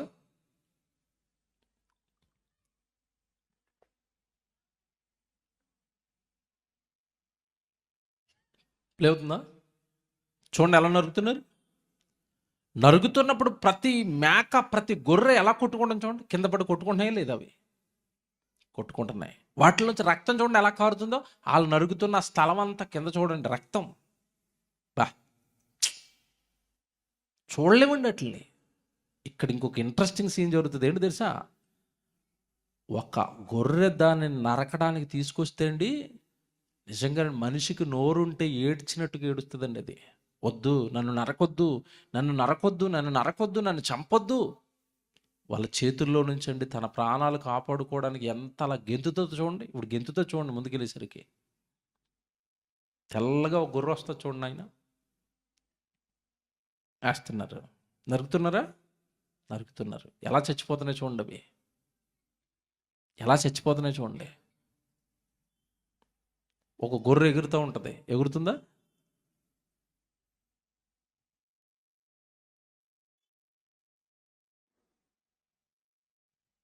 వెళ్ళమండి. చూడండి, అది చూడండి ఎలా కొట్టుకుంటుందో. చంపొద్దు నన్ను, చంపొద్దు నన్ను. ఏమండి ఏ తప్పు చేసింది బొమ్మది?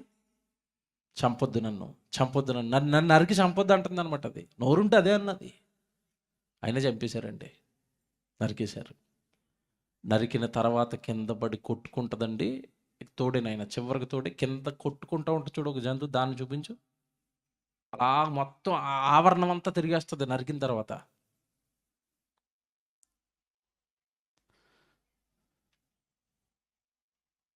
వచ్చిందా? వచ్చిందా? చూడండి అది అక్కడ చూడండి, అది మొత్తం దాన్ని నరికినందుకంటే ఆవరణం అంతా అంటే నరికిన తర్వాత ప్రాణాలతో పోరాడుతుందండి. అది చచ్చిపోలేదు, నరికినండి చచ్చిపోదండి. పోరాడుతుంది పోరాడుతుంది పోరాడుతుంది పోరాడుతుంది.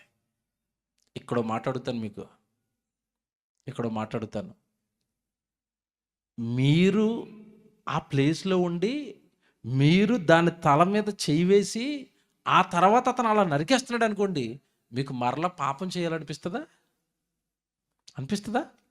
ఆ ప్రాణత్యాగాలు చూసిన తర్వాత, ఆ జీవులు అలా చచ్చిపోతున్న తర్వాత ఎవరిలోనైనా ఏం కలుగుతుంది చెప్పండి? ఎంత మీకేమనిపిస్తుంది చెప్పండి? ఎలా కొట్టుకుని చచ్చిపోతుంది మీకేమనిపిస్తుంది? పాపం కదండి, పాపం కదండి. అన్నం పుణ్యం ఎరగని జీవులు ఎందుకంటే అలా చచ్చిపోతున్నాయి. ఇక్కడ జాగ్రత్తగా వినాలి. ఇశ్రాయేలును మార్చడానికి కఠినమైపోయి బండమారిపోయిన వాళ్ళ హృదయాలను కరిగించడానికి దేవుడు, నువ్వు పాపం చేసావు కదా, నువ్వు పాపం చేసినప్పుడు జంతువు తల మీదని చెయ్యి ఉండాలి, అది నరకబడాలి. అది ప్రాణాలతో కొట్టుకుని కొట్టుకుని కొట్టుకుని చచ్చిపోతుంటే దాని చావును కళ్ళతో చూసిన నీలో ఏం కలగాలి? మార్పు, మారు మనస్సు. బాగా వినాలి ఇవి. మార్పు కలగాలి నీలో, మారు మనస్సు రావాలి నీలో, పశ్చాత్తాపం పుట్టాలి నీలో అన్నట్టు. ఇప్పుడు చెప్పండి, ఈ బలులిచ్చిన తర్వాత ఇశ్రాయేలు మారిపోయారా? మారాడా? బలివ్వరా అని బలితో ఇక పాపం ఆపేయరా అంటే మనుషులు పాపాలు చేయటం మానేశారా? ఆపేశారా? ఆపడం. చూసారా ఎలాగున్నాడు మనిషి? ఎంత నీచమైన క్యారెక్టర్ చూసారండి మనిషిది. వాడి కోసం ఎన్ని జీవులు చచ్చిపోయినా, ఎంత మంది నాశనం అయిపోతున్నా మారడండి మనిషి. కఠినాత్ముడు మనిషి, కఠినమైపోయింది. ఏమంటే ఈరోజు మనిషిలో జాలి, దయ ఏ కోశాన కనబడని భయంకరమైన పరిస్థితుల మధ్యలో మనం ఉన్నాం. ఎందుకంటే ఈరోజండి మనం తింటున్న తిండ్లన్నీ కూడా కలుషితం. మనం త్రాగుతున్న పాలు దగ్గర నుంచి, మనం వంటలు చేసుకుంటున్న నూనెల దగ్గర నుంచి అన్నీ కూడా కెమికల్ కలిపి అమ్మేస్తున్నారండి. చివరికి పిల్లలు తాగే పాలు, నిన్నగాక నన్న న్యూస్ వచ్చిందండి, నాకు ఆశ్చర్యపోయాను నేను. పాల ప్యాకెట్ల మీదండి పరిశోధనలు చేసి చెప్పిన సత్యం ఏంటో తెలుసా? ఇప్పుడు మనం తాగుతున్న పాలన్నీ కూడా 62%, 72% చెప్పారండి. ఈ పర్సెంట్ పాలన్నీ కూడా కలుషితం అట, కెమికల్ అట నిర్ధారణ చేశారు. మరి ఆ పాలు తాగితే పిల్లలు ఏమైపోతారు? బలహీనలు అయిపోతారు, రోగాల బారిన పడతారు, క్యాన్సర్ తెచ్చుకుంటారు. ఊరు ఎందుకురా కెమికల్ కలుపుతున్నాం అంటే అంటాడు, నాకెందుకు, నేను పాలు అమ్ముకోవాలి, నేను కోట్లు గడించాలి, నేను నా కుటుంబం కార్లలో తిరగాలి, ఎవడపోతే నాకెందుకు. సరే అలాగుందో సమాజం. రాక్షస సమాజం అండి. అవతల వాడి కుటుంబం, అవతల వాడి ఆరోగ్యం. ప్రభుత్వాలు ఎలా ఉన్నాయి తెలుసండి? ఈరోజు ప్రభుత్వాలు ఎలా ఉన్నాయి తెలుసా? మా హైదరాబాద్లో నుండి రాత్రి కరెక్ట్గా 11 దాటింది అనుకోండి, రోడ్డు మీద అంటే పోలీసు వాళ్ళు వరుసగా ఉంటారండి, 2 గేట్లు పెట్టేసి ఆపేస్తూ ఉంటారు. ఆపేసి వాడి దగ్గర ఒక మిషన్ ఉంటుందండి, ఆ మిషన్ నోట్లో పెడతా ఉంటాడు. తెలుసా మీకు? ఎందుకు పెడతాడు మిషన్ నోట్లో? ఊదంటాడు ఉఫ్ అని. ఆ ఊదినప్పుడు కింద ఏమైనా మీటర్ ఇలాగా పైకి లేచింది అనుకోండి, పక్కకెట్టు కారు అంటాడు. దేనికి? మద్యం తాగి నువ్వు కారును నడుపుతున్నావు కనుక పుస్తకం ఉంటుంది, ఫైన్ రాస్తున్నాను, ఎంత? 2000 అంటాడు. ఏమన్నా నీకు మాట్లాడినా? వీడు మందు తాగుతున్నాడంటే మందు అమ్ముతున్నది ఎవరు? బాగా ఆలోచించండి. మందు అమ్మింది ఎవడు? బార్లకి లైసెన్సులు ఇచ్చింది ఎవరు? ప్రభుత్వమే త్రాగడానికి లైసెన్సులు ఇచ్చి తాగినోడు రోడ్డు మీదకి వస్తే కేసేస్తున్నారు. ఎలాగుంది?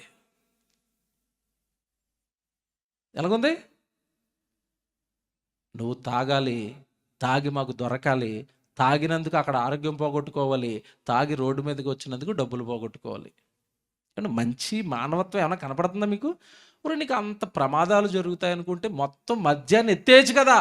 ఎవడ పెట్టమన్నాడు బార్ షాపులు? అబ్బాబో అవి తీయండి, ఎందుకంటే మాకు ప్రధాన ఆదాయం అంతా దేని నుంచి వస్తుంది? చూసారండి, మంచోళ్ళ మనుషులు చెప్పండి? మానవత్వం, జాలి, దయాలేని కర్కశులు, అవి ప్రభుత్వాలైనా మనుషులైనా వ్యాపారవేత్తలైనా. అలా కర్కశంగా మారిపోయాడు మనిషి. చివరికి తన పాపాల విషయంలో జంతువులు చచ్చిపోతున్నా సరే మనిషి మారాడా? మారలేదండి, మారలేదు. జాగ్రత్తగా వినండి. దేవుడు మరలా ఈ మారని మనుషుల కోసం దేవుడు ఏమని రాయించాడు తెలుసా? జంతు బలినిచ్చి పాపం మానేరు అంటే మానేశారనుకుంటున్నారా? పాపాలు మానలేదు. ఇప్పుడు ఒక వచనం చదివిస్తాను, మీకు అసలు బుర్ర పాడైపోద్ది. ఈ వీడియో చూసిన వాళ్ళు ఎవరికైనా వాళ్ళు పాపం చేయకుండా ఉంటే బాగున్ను, వాళ్ళు పాపం చేయకుండా ఉంటే జీవులు బ్రతుకుతాయి అనిపిస్తుంది కదా మీకు. కానీ వాళ్ళు ఏం చేస్తున్నారు చూపించిన బైబిల్లో? యెషయా గ్రంథానికి రండి. అంటే యెషయా ప్రవక్త కాలానికి వచ్చేసరికి ఈ ఇశ్రాయేలు జాతి ఏం చేస్తుందో చూడండి. యెషయా గ్రంథం 1వ అధ్యాయం 11వ వచనం. యెహోవా సెలవిచ్చిన మాట ఇదే. యెషయా గ్రంథం 1వ అధ్యాయము 11వ వచనం. యెహోవా సెలవిచ్చిన మాట ఇదే. విస్తారమైన నీ బలులు నాకేలా, విస్తారమైన మీ బలులు నాకేలా, దహన బలులకు పొట్టేళ్లను, బాగుగా మేపిన దూడల కొవ్వును నాకు వెక్కసమాయను. ఆ ప్రారంభపు మాట మళ్ళా చదివితేనే అందరు బైబిల్లో ఇలా వేలు పెట్టండి అమ్మక. ఆ వచ్చిన దగ్గర ఇలా వేలు పెట్టాలా. వేలు పెట్టమని ఎందుకంటాను తెలుసా? ఆ 11వ అధ్యాయం ప్రారంభంలో ఏమని చూడండి. 11వ వచనం ప్రారంభంలో యెహోవా సెలవిచ్చిన మాట ఇదే, విస్తారమైన మీ బలులు నాకేలా. ఎన్ని బలులు జరుగుతున్నాయట? ఎందుకు విస్తారంగా బలులు జరుగుతున్నాయి? ఇప్పుడు చెప్పండి. పాపాలు ఆగాయా, విస్తరించిపోయాయా? అంటే ఇప్పుడు అర్థమేంటో తెలుసా? అర్థమేంటో తెలుసా? పాపం మానేయండ్రా అంటే జంతు బలులతో పాపాలు మానారా? మేము పాపం చేస్తే బలు ఉంది కదా అని పాపాలు చేసుకుంటూ పోయారా? ఎంత దారుణం అండి. వ్యభిచారం చేసినప్పుడు ఆవు చచ్చిపోయింది, గొర్రె చచ్చిపోయింది, పక్షి చచ్చిపోయింది, మేక చచ్చిపోయింది అంటే నాకు ఇప్పుడు నేను పాపం చేస్తే నరకానికి వెళ్ళిపోకుండా ఇప్పుడు నాకేముంది? ఇప్పుడు బలి అనే ఆప్షన్ ఉంది, మందు ఉంది. కనుక ఇప్పుడు నేను పాపం మానేయను, పాపం చేస్తాను, బలి వేస్తాను, పాపం చేస్తాను, బలి వేస్తాను, వ్యభిచారం చేస్తాను, బలేస్తాను, దొంగతనం చేస్తాను, బలేస్తాను. బలులు బలులు బలులు ఎన్ని వేస్తున్నారట బలులు అక్కడ? అంటే పాపాలు తగ్గాయా, పెరిగిపోయాయా? పెరిగిపోయాయి. మనిషి మారాడా, ఇంకా మృగంగా మారిపోయాడా? ఇప్పుడు చెప్పండి. జంతువు చచ్చిపోతున్నా మారటం లేదంటే ఆవిడ మనిషా, మృగమా? మీరు చెప్పండి. ఇప్పుడు మృగం కర్కశుడైపోయాడు. చావనవండి, అది చేస్తే నాకెందుకు, నేను మాత్రం నా సుఖాలను ఆపుకోలేను, నేను నా నేరాలను ఆపుకోలేను, నా పాపాలను ఆపుకోలేను, అది చస్తే చావనివ్వండి. ఏంటి? మీ విస్తారమైన బలులు నాకేలా. దేవుడు ఏమన్నాడు తెలుసండి? వీళ్ళందరినీ చదువుతాను చూడండి, జాత చదువుకోవాలి తర్వాత వచ్చిన వాళ్ళు. విస్తారమైన మీ బలులు నాకేలా, దహన బలులకు పొట్టేళ్లను, బాగుగా మేపిన దూడల కొవ్వును నాకు వెక్కసమాయను. కోడెల రక్తం అందైనను, గొర్రె పిల్లల రక్తం అందైనను, మేకపోతుల రక్తం అందైనను నాకు ఇష్టం లేదు. వాటిని రక్తం ఒలికించడం నాకు ఇష్టం లేదు. నువ్వు మారతావని వాటిని చంపమన్నాను, నువ్వు మారతావని వాటిని బలేయమన్నాను, నువ్వు మారకపోగా విస్తారంగా వాటిని చంపుతున్నావు. అలా చంపటం నాకు ఇష్టం లేదన్నాడు దేవుడు. అంటున్నాడా? వద్దు, అట్లు బలొద్దు, వాటిలో రక్తం నాకు వద్దు అన్నాడు. ఏమంటే నిజంగా దేవుడండి ఆ రోజు పాపం చేసి పాపాలు కుప్పగా ఒంటి మీద పెట్టుకుని ఆ పాపాలు కడుక్కోవడానికి బలులు పట్టుకుని వస్తుంటే ఆ బలుల విషయంలో దేవుడు ఏమంటున్నాడు తెలుసా? చదువుతారా కిందకి? ఆ వచ్చిన వాళ్ళు అందరి కోసం 12 వచనాలు చూడండి. ఏమంటున్నాడు? నా సన్నిధిని కనబడవలనని మీరు వచ్చుచున్నారే, నా ఆవరణములు త్రొక్కుటకు మిమ్మును రమ్మన్నవాడెవడో. చూసారా? ఎవడరా పాపాలు చేసి ఆ బలులన్నీ నా దగ్గరికి పట్టుకుని రమ్మన్నది? ఎవడు రమ్మన్నాడు నిన్ను ఆ బలులు పట్టుకుని? ఎవడు రమ్మన్నాడు నా సన్నిధికి పాపం చేస్తూ? నీ బలొద్దు, నువ్వొద్దు, నీ అర్పణొద్దు, పో అవతలకి అంటున్నాడు. ఒక రకంగా చెప్పాలంటే గెట్ అవుట్ అంటున్నాడు అంతే. ఇప్పుడు దేవుడు ఎందుకండి ఎంత సీరియస్గా ఉన్నాడు పాపాల విషయంలో? బాగా వినాలి. పాపాల విషయంలో దేవుడు ఎందుకు ఇంత సీరియస్గా ఉన్నాడు? క్రైస్తవులు చాలామంది మధ్యకాలంలో గేలి చేస్తున్నారు. వాళ్ళ దేవుడు ఎప్పుడు పాపులు పాపులు అంటాడండి, వీళ్ళు గొర్రెలండి, మేము పాపులు అని ఒప్పుకుంటారండి వీళ్ళు అంటున్నాడు. ఆడేదో మంచోడైనట్టు. సమస్త మానవాళి పాపులే, అందరూ ఏదో ఒక పాపం చేస్తారు. నా ఆవరణములు తొక్కడానికి మిమ్మల్ని రమ్మన్నవాడు ఎవడు? మీ నైవేద్యాలు వద్దు, మీ అమావాస్య దినాలు వద్దు నాకు. మీరు మారలేదు, మీరు పాపాలు మానలేదు, మీరు బలులు వేసుకుని వస్తున్నారు నా దగ్గరికి. ఆ బలులు నాకు వద్దు. 15 వచ్చిన చదవండి, కిందకి వెళ్ళేసరికి ఏమంటున్నాడు? తర్వాత చదువుకోవాలి ఇవన్నీ మీరు. 14 వచ్చిన చదువుదాం చూడండి. 14 వచ్చిన, మీ అమావాస్య ఉత్సవములను నియామక కాలములను నాకు హేయములు. మీరు నా పేరట ఉత్సవాలు చేస్తున్నారు కదా, ఆ ఉత్సవాలన్నీ నాకు హేయం. మారకుండా, పరిశుద్ధుడిగా లేకుండా, పవిత్రుడిగా లేకుండా పాపులు గుంపు కూడి చేస్తున్న ఉత్సవ సమాజమును నేను ఆర్చజాలను. నాకొద్దు మీ పాపులు గుంపు కూడి చేసే ఉత్సవాలు నాకు వద్దు అన్నట్టు. కింద చూడండి ఎంత సీరియస్గా మాట్లాడతాడో. అవి నాకు బాధాకరములు, నేను వాటిని సహింపలేకయున్నాను. మీరు మీ చేతులు చాచినప్పుడు మిమ్మల్ని చూడలేక నా కన్నులు కప్పుకొందును. మీరు బహుగా ప్రార్థన చేసినను నేను వినను. మీ చేతులు రక్తముతో నిండి ఉన్నవి. అదండి ఆయన బాధ. వాళ్ళ చేతుల్లో ఏముందట? రక్తం, నరహత్యలు, పాపాలు. ఆ పాపాలతో ఉండి నాకు బలు వేయమంటున్నది ఎవడరా మిమ్మల్ని?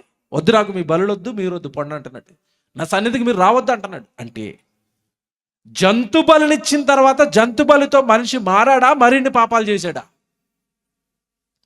పాపాలు చేశాడు. ఎలా ఆలోచించారు తెలుసండి జంతు బలిని వాళ్ళు? జంతు బలిని వాళ్ళు ఎలా ఆలోచించారో మీకు అర్థం కావాలి అంటే మీకు ఒక ఉదాహరణ చెప్పాలి. ఇప్పుడు నేను బాగా వినండి, నా వైపు చూడండి. చాలామందికి షుగర్ వ్యాధి వస్తుంది. షుగర్ వ్యాధి అంటే అర్థం ఏంటి తెలుసా మీకు? షుగర్ వ్యాధి అంటే అర్థం ఏంటి? ఒంట్లో ఉండవలసిన గ్లూకోజ్ కంటే, చక్కెర కంటే ఎక్కువ నిల్వలు ఉన్నాయి. అంటే ఎక్కువగా షుగర్ తినేస్తున్నాడు. షుగర్ అనేసరికి పంచదార ఒకటే అనుకోకండి. మీరు అన్నం తిన్నా షుగర్ ఉంటుంది, మీరు స్వీట్లు తిన్నా షుగర్ ఉంటుంది, మీరు అరటిపండు తిన్నా షుగర్ ఉంటుంది. అన్నిట్లోనే ఏముంటుంది? షుగరు. ఈ గ్లూకోజ్ షుగర్ క్వాంటిటీ పెరిగిపోయింది శరీరంలో. అదే శక్తిగా మారి బాడీ మొత్తానికి ఎనర్జీ. కానీ చేసే శారీరక శ్రమ తగ్గిపోయింది. లోపలికి వెళ్ళే గ్లూకోజ్ ఏమో, షుగర్ ఏమో ఎక్కువైపోయింది. ఖర్చు లోపలికి వెళుతున్నది, బ్యాలెన్స్ అవ్వట్లేదు. అప్పుడు మన బాడీలో, రక్తంలో మనకి ఏం చూపిస్తుంది? షుగర్ చూపిస్తుంది. 300 ఉందనుకుందాం షుగరు. అదేనా లెవెల్లో? 300 ఉంది షుగరు. డాక్టర్ దగ్గరికి వెళ్ళారు. డాక్టర్ ఏమంటాడు చెప్పండి? పేషెంట్లకి తెలుసు బాగా. ఏమంటాడు డాక్టర్? అమ్మ నీ షుగర్ పెరిగిపోయింది కనుక అప్పటిలాగా 2 పూటలు భోజనం చేయడానికి కుదరదు. ఒక పూట భోజనం చేయి, ఒక పూట రొట్టెలు తిను అంటాడు. అంటాడు. నెక్స్ట్ ఏం చెప్తాడు? అప్పుడులాగా ఎక్కడ పడితే అక్కడ షాపుల్లో స్వీట్లు కనపడగానే డబ్బాలు కొనుక్కుని తినేకు. ఇంటికి ఎవరైనా స్వీట్లు పంచడానికి వస్తే ఎవరికి తెలియకుండా 4 స్వీట్లు లోపల లడ్డూలు. ఇక నువ్వు స్వీట్లు తినకూడదు. టీ పొద్దున్న నుంచి సాయంత్రం వరకు 4-5 సార్లు తాగేస్తున్నావు కదా షుగర్ వేసుకుని, ఆ టీలు తాగకూడదు ఇక. ఇవన్నీ చెప్తాడు. ఇవన్నీ వెంటనప్పుడు చెప్పి డాక్టర్ అంటాడు చివరిలో, నువ్వు కనుక డైట్ కంట్రోల్ చేయలేదనుకో షుగర్ పెరిగిపోద్ది. షుగర్ పెరిగిపోయిన తర్వాత నీ బాడీలో ఏదైనా డ్యామేజ్ జరిగిందనుకో అది తగ్గదిక. వేలికి గాయం వస్తే వేలు తీసేస్తాం, కాలికి గాయం అయితే కాలు తీసేస్తాం, అక్కడితో ఆగిపోతే నిన్ను తీసేస్తాం అంటాడు. అప్పుడు ఇది వింటున్న వాళ్ళలో ఏం కలుగుతుంది?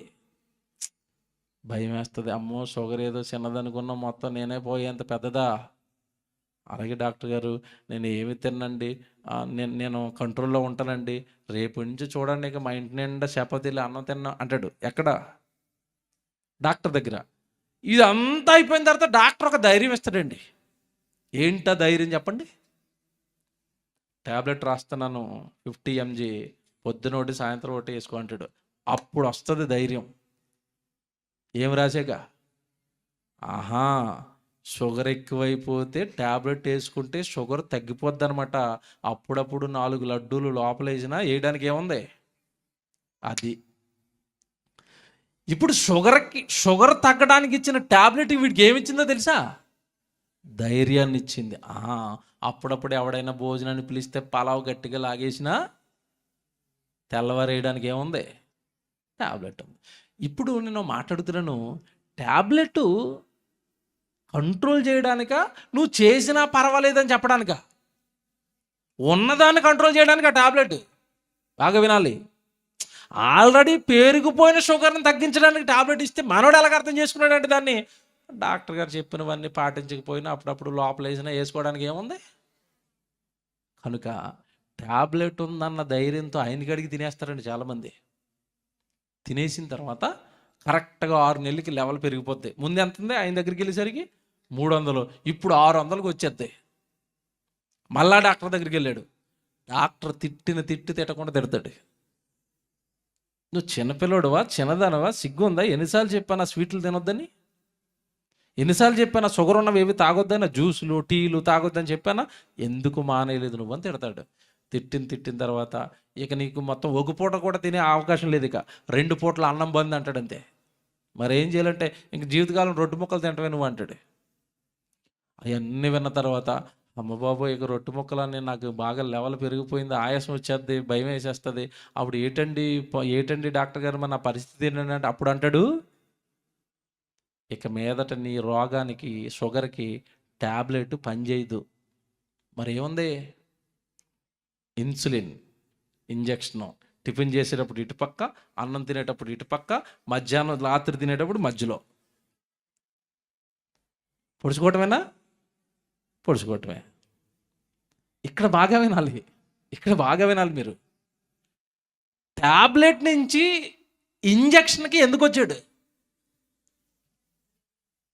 ఆలోచించి చెప్పాలి. ట్యాబ్లెట్ నుంచి ఇంజక్షన్ వరకు ఎందుకు వచ్చాడు? లోడ్ ఎక్కువైపోయింది. ఏ లోడు? తిండి లోడు. రైట్? బాగా వినాలి. ముందు ట్యాబ్లెట్ కొద్ది కాలం వీడిని కంట్రోల్ చేసింది, తర్వాత కంట్రోల్ చేయలేకపోయింది. అవునా? ఎందుకు అంటే వేసే లోడ్ ఎక్కువైపోయింది, ట్యాబ్లెట్ ఏమో చిన్నదైపోయింది, పనిచేయట్లేదు ఇక.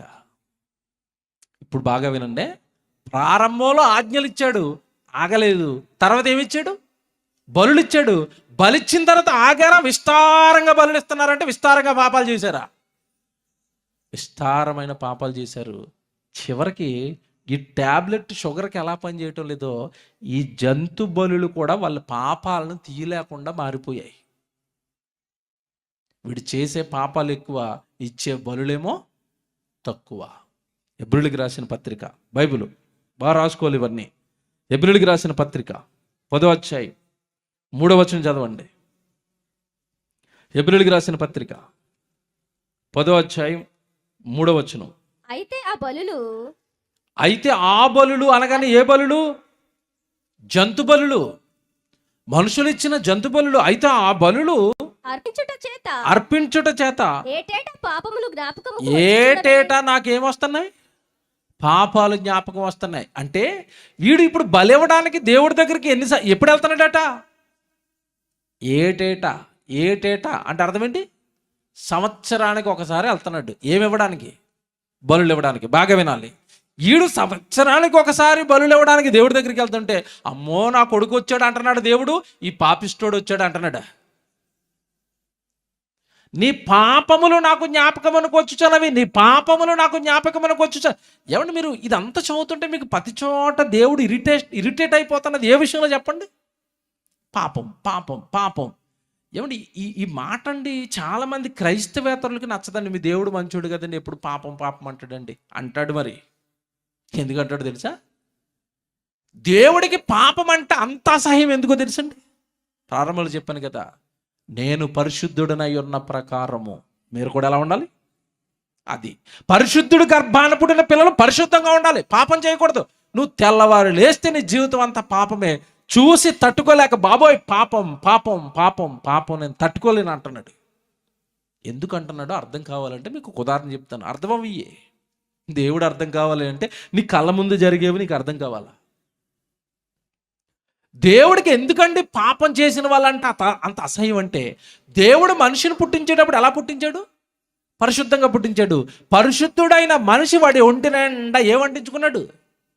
పాపాలు అంటించుకున్నాడు. ఆ పాపాలను చూస్తుంటే దేవుడికి ఎలా ఉంది? అసహ్యం, అసహ్యం. ఇది మీకు అర్థం కావడానికి ఉదాహరణ చెప్తా. తల్లులు వాళ్ళ గర్భాన్ని పుట్టిన పిల్లలకి చిన్నతనం అంతా 3వ సంవత్సరం 4వ సంవత్సరం చిన్నప్పటి నుంచి 3, 4, 5, 6 అలాగ వచ్చేంత వరకు స్నానాలు చేయిస్తారండి. రోజు పొద్దున ఒకసారి సాయంత్రం ఒకసారి స్నానం చేయిస్తారు శుభ్రంగా. వాడికి స్నానం చేయించేటప్పుడు తల్లి ఏం చేస్తుందో చెప్తాను, జాగ్రత్తగా వినండి. వీడికి శుభ్రంగా స్నానం చేయించి చంకలో పెట్టుకుని ఎత్తుకుని మంచం మీదకి తీసుకెళ్తుంది, బెడ్రూమ్లోకి అలా నిలబెడుతుంది. చక్కగా వాడు ఒళ్ళంతా తుడుస్తుంది. తుడిచిన తర్వాత మొత్తం పౌడర్ డబ్బా తీసి ఒళ్ళంతా ఏం కొడుతుంది? పౌడర్ కొడుతుంది. నెత్తుకు నూనె రాస్తుంది. ఈ మేకప్ అంతా అయిపోయిన తర్వాత బీరో ఓపెన్ చేస్తుంది. ఓపెన్ చేసి మంచి బట్టలు తీసి నిక్కరేస్తుంది, షర్ట్ వేస్తుంది. అలా చూడగానే వాడిని చూడగానే తల్లికి ఏమేస్తుంది? మీరు చూడండి, ఇలా మేకప్ చేసిన ప్రతిసారి తల్లి ముద్దెట్టుకుంటుంది. ఆడెప్పుడే పుట్టినట్టు. ఎందుకు ముద్దెట్టింది అంటే మీరు బాగా వినాలి. ఎందుకు ముద్దెట్టింది? శుభ్రంగా వాడిని చూసేసరికి ఏమొస్తుంది? ముద్దొచ్చింది. బాగా వినాలి. వాడిని శుభ్రంగా చూసేసరికి ముద్దొచ్చింది, ముద్దాడుతుంది. కొంతమంది తల్లులు అయితే నా బంగారం నా కొండ అలా ముద్దెట్టి ఆయన అలా కింద దింపి వాడు చెప్తుంది, ఒరే కొడుక పని చేసుకోవడానికి వెళ్తున్నాను రా, ఇప్పుడే స్నానం చేయించాను కదా నీకు, నువ్వు బయటికి వెళ్ళకరా ఇంట్లోంచి అని చెప్పి వెళ్తుంది. ఎక్కడికి? అంతకని తర్వాత ఏదో పని ఉంటుంది, వంట చేసుకునే పని, వంటకి వెళ్తుంది. ఈ బుడ్డోడు అలాగ గిన్నెలో పప్పలేసి ఇస్తుంది. ఆ పప్పలు తినుకుంటాడు. స్నానం చేసి అయ్యగారు పప్పలు అయిపోయిన గిన్నె అలాగ ఇసురుతాడు. అలా చూస్తాడు ఒకసారి. ఎక్కడికి? బయటికి. ఈవిడ వంట చేస్తూ ఉంటుంది, అయ్యగారు అలాగే వెళ్తాడు బయటికి. ఫ్రెష్గా ఉన్నాడు, బయటకు వచ్చాడు. రారా అని పిలుస్తూ ఉంటారు. ఎవరు? ఫ్రెండ్స్. అంతే, వాళ్ళతో పాటు వెళ్ళి ఇసుకలో కూర్చుంటాడు. ఇసుకలో ఆటలాడుతున్నాడు గురువుగారు అయ్యగారులతోని. ఇసుకలో ఆటలాడి ఆటలాడి ఆటలాడి ఆ మంచి ఇసుక అంతా నెత్తి మీద వేసుకున్నాడు. ఇక ఒళ్ళంతా ఇసుక, జేబుల్లో వాడికి వేసిన బట్టలు జోబుల్లో ఇసుక, షర్ట్లో ఇసుక, ఇసుకలు ఆడేసాడు. ఆడేసి మొత్తం మీద ఇద్దరికి గొడవ వచ్చింది. ఒకడికి ఏంటాడు, డ్రైనేజీలో పడ్డాడు. డ్రైనేజీలో పడిపోయి మురికంతా అంటించుకొని ఒంటి నిండా ఇసుక వేసుకుని అలాగ నడుచుకుంటూ వెళ్తున్నాడు. ఎక్కడికి? ఇంటికి. అమ్మగారు అలాగుంది, వీడిలాగా ఇంట్లోకి ఎంటర్ అయ్యాడు. చూడగానే ప్రతి తల్లి ఏం చేస్తుందో నాకు చెప్పాలా. కొట్టనన్న తల్లి ఎవరన్నా ఉంటే చేయొద్దండి. నేను కొట్టనండి నా కొడుకుని అన్న వాళ్ళు చేయొద్దండి. పోనీ కొట్టడం అలాగొద్దు, వాడిని చూడగానే అసలు నాకు కోపం రాదండి అన్న వాళ్ళు చేయొత్తాలి ఎవరైనా ఉంటే. కోపం వస్తుందా రాదా? వచ్చింది. ఎందుకు కోపం వచ్చిందని అడుగుతున్నాను. కరెక్ట్ ఆన్సర్ చెప్పాలా. ఎందుకు కోపం వచ్చింది? నేను శుభ్రంగా తయారు చేశాను, నువ్వు ఒంటి మీద ఏం వేసుకున్నావు? మీ కోపానికి కారణం మురికేనా, ఇంకోటి ఏదైనా ఉందా? చెప్పాలి. మురికే. మురికిని చూడగానే మీకు ఏమొచ్చింది? కోపం. పరిశుద్ధంగా దేవుడు నిన్ను పుట్టించాడు. నీ మీద పాపం అనే మురికి చూస్తే దేవుడికి కోపం వస్తుందా రాదా? చెప్పండి. ఇప్పుడు ఆయన కోపానికి న్యాయం ఉందా లేదా? ఉందే. 100% న్యాయం అది, కోపం రావటం. నీకు ఇచ్చిన జన్మ ఏంటి? నువ్వు బ్రతుకుతున్న బ్రతుకేంటి? నీకు ఇచ్చిన పవిత్రత ఎక్కడ? నీలో ఇప్పుడు కూరుకుపోయిన పాపాలు ఎక్కడ? పరిశుద్ధుడు, పవిత్రుడు, మంచివాడి గర్భాన పుట్టి ఏటి బ్రతుకులేంటి, ఈ జీవితాలు ఏంటి? రగిలిపోతాడండి మనిషిని చూసేసరికి దేవుడు. ఏట్రా బ్రతుకేట్రా, నేను ఇచ్చిన జన్మేటి? రగిలిపోయాడు. తల్లి వాడిని అలా పట్టుకొచ్చింది, కోపడిపోయింది. ఏమేస్తా తెలుసా? నడ్డి మీద వంగడబెట్టి 2 దెబ్బలేసి గదిలోకి తీసుకెళ్తానని తల్లి ఉంటే చేయొద్దండి. తీసుకెళ్తారు గదిలోకి?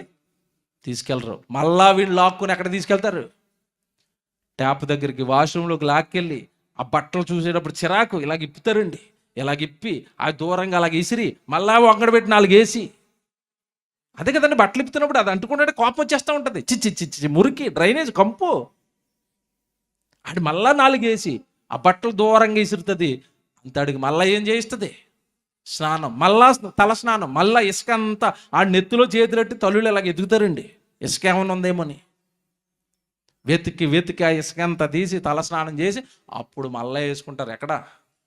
అది ఎందుకంటే వేసారు కదా 4, ఏడుస్తూ ఉంటాడు.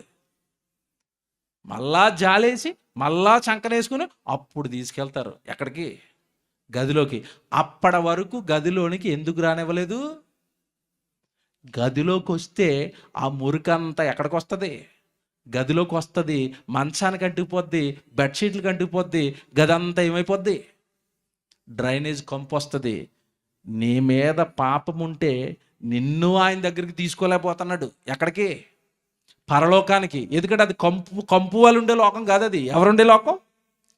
పరిశుద్ధుడైన నా గర్భాన పుట్టిన నువ్వు నేనున్న లోకానికి రావాలంటే నువ్వు భూమి మీద ఎలా మారిపోవాలి? పరిశుద్ధుడు అయిపోవాలి. నీలో పాపం ఉంటే నేనున్న లోకానికి నువ్వు రావు, చచ్చిపోయి వెళ్ళిపోతావు నరకానికి. ఎవరి ఈరోజు నాకు ఎంత ఆనందం వేసిందంటే బాప్తీసం ఇవ్వడానికి వెళ్ళేటప్పుడు చాలామంది యవ్వన పిల్లలు తీసుకున్నారండి బాప్తీసం. నాకు చాలా సంతోషం వేసింది. ఈరోజు వాళ్ళ పాపాలు కడిగి వేయబడ్డాయి, వాళ్ళు పరిశుద్ధులు. ఈరోజు వాళ్ళండి 9 మంది ఏం బాప్తీసం తీసుకున్నారు, వాళ్ళు 9 మంది పరిశుద్ధులు. వాళ్ళు ఏం కడుక్కున్నారు? పాపాలు కడుక్కున్నారు. పరలోకానికి వెళ్ళిపోతారండి వాళ్ళు. పరలోకానికి అర్హులు, పరలోక రాజ్యానికి వారసులు, పరలోకంలో ఉన్న కన్న తండ్రికి అధికారపూర్వకంగా కుమారులు కుమార్తెలు, పరిశుద్ధులు. బాప్తీసం తీసుకున్న వాళ్ళందరూ పరిశుద్ధులు, పరిశుద్ధులు, పరిశుద్ధులు. అందుకే దేవుడు మీ మీద పాపం ఉంటే చూడలేనురా, మీ పాపాలు మీరు ఏం చేయాలి? కడుక్కోండి. ఇప్పుడు చదవండి ఎబ్రీ పత్రిక 10వ అధ్యాయం 4వ వచనం. ఏలయనగా ఈ బలుడు పట్టుకుని ఏటేటా దేవుడి దగ్గరికి వస్తున్నారు కదా, సంవత్సరానికి ఒకసారి వస్తున్నారు కదా, వాళ్ళని చూడగానే దేవుడికి ఏం జ్ఞాపకం వచ్చేట? పాపాలు, పాపాలు, పాపాలు. చిచ్చే నేను చూడలేకపోతున్నాను మీ పాపాలు. 4వ వచనం చూడండి ఏమంటున్నాడు? ఏలయనగా ఎడ్ల యొక్కయు మేకల యొక్కయు రక్తము పాపములను తీసివేయుట అసాధ్యము. చూసారండి, వీళ్ళ పాపాలని చివరికి ఏం తీయలేకపోతుందట? ఎడ్ల యొక్కయు మేకల యొక్కయు రక్తము మీ పాపములను తీసివేయుట అసాధ్యం. ఎందుకు అసాధ్యంగా మారిపోయింది? ప్రారంభంలో వీళ్ళ పాపాలు తీసింది ఆ రక్తమే కదా, మరి ఇప్పుడు ఎందుకు తీయలేకపోతుంది వాళ్ళ పాపాలంటే? ప్రారంభంలో చిన్న చిన్న పాపాలు చేశాడు, ఇప్పుడు ఏ పాపాల్లోకి వచ్చేసాడు? విస్తారమైన పాపాలలోకి వచ్చాడు. కనుక ఈ మేకల రక్తం అంటే జంతువుల రక్తం మనుషుల యొక్క పాపాలను ఏం చేయలేకపోతుంది? తీయలేకపోతుంది. మీకు కింద చెప్పిన ఉదాహరణే, ప్రారంభంలో 50 mg షుగర్ టాబ్లెట్ వేస్తే షుగర్ ఆగింది, తర్వాత ఎందుకు ఆగట్లేదు? షుగర్ ఎక్కువైపోయింది. ఇక్కడ కూడా ఏమి ఎక్కువైపోయి? పాపాలు ఎక్కువైపోయాయి. ఆ పాపాలను జంతువుల బలులు ఆపలేకపోతున్నాయి. ఎలాగో చెప్తాను. కాలిక్యులేటర్ ఎవరున్నారు పైన పెద్దవాళ్ళు? సెల్ ఫోన్లో కాలిక్యులేటర్ ఓపెన్ చేయండి, ఓపెన్ చేసి పెట్టండి, నేను చెప్పిన కొడతా ఉండండి. వీడు బలివ్వడానికి దేవుడి దగ్గరికి ఎప్పుడు వెళ్తున్నాడని చదువుకున్నారు ఇందాక మీరు అక్కడ? ఏటేటా అంటే సంవత్సరానికి ఒకసారి బలివ్వడానికి వెళ్తున్నాడు. Very good. సంవత్సరానికి ఒకసారి బలివ్వడానికి వెళ్తున్నాడు అంటే వాడు సంవత్సర కాలంలో ఎన్ని పాపాలు చేసి ఉంటాడు?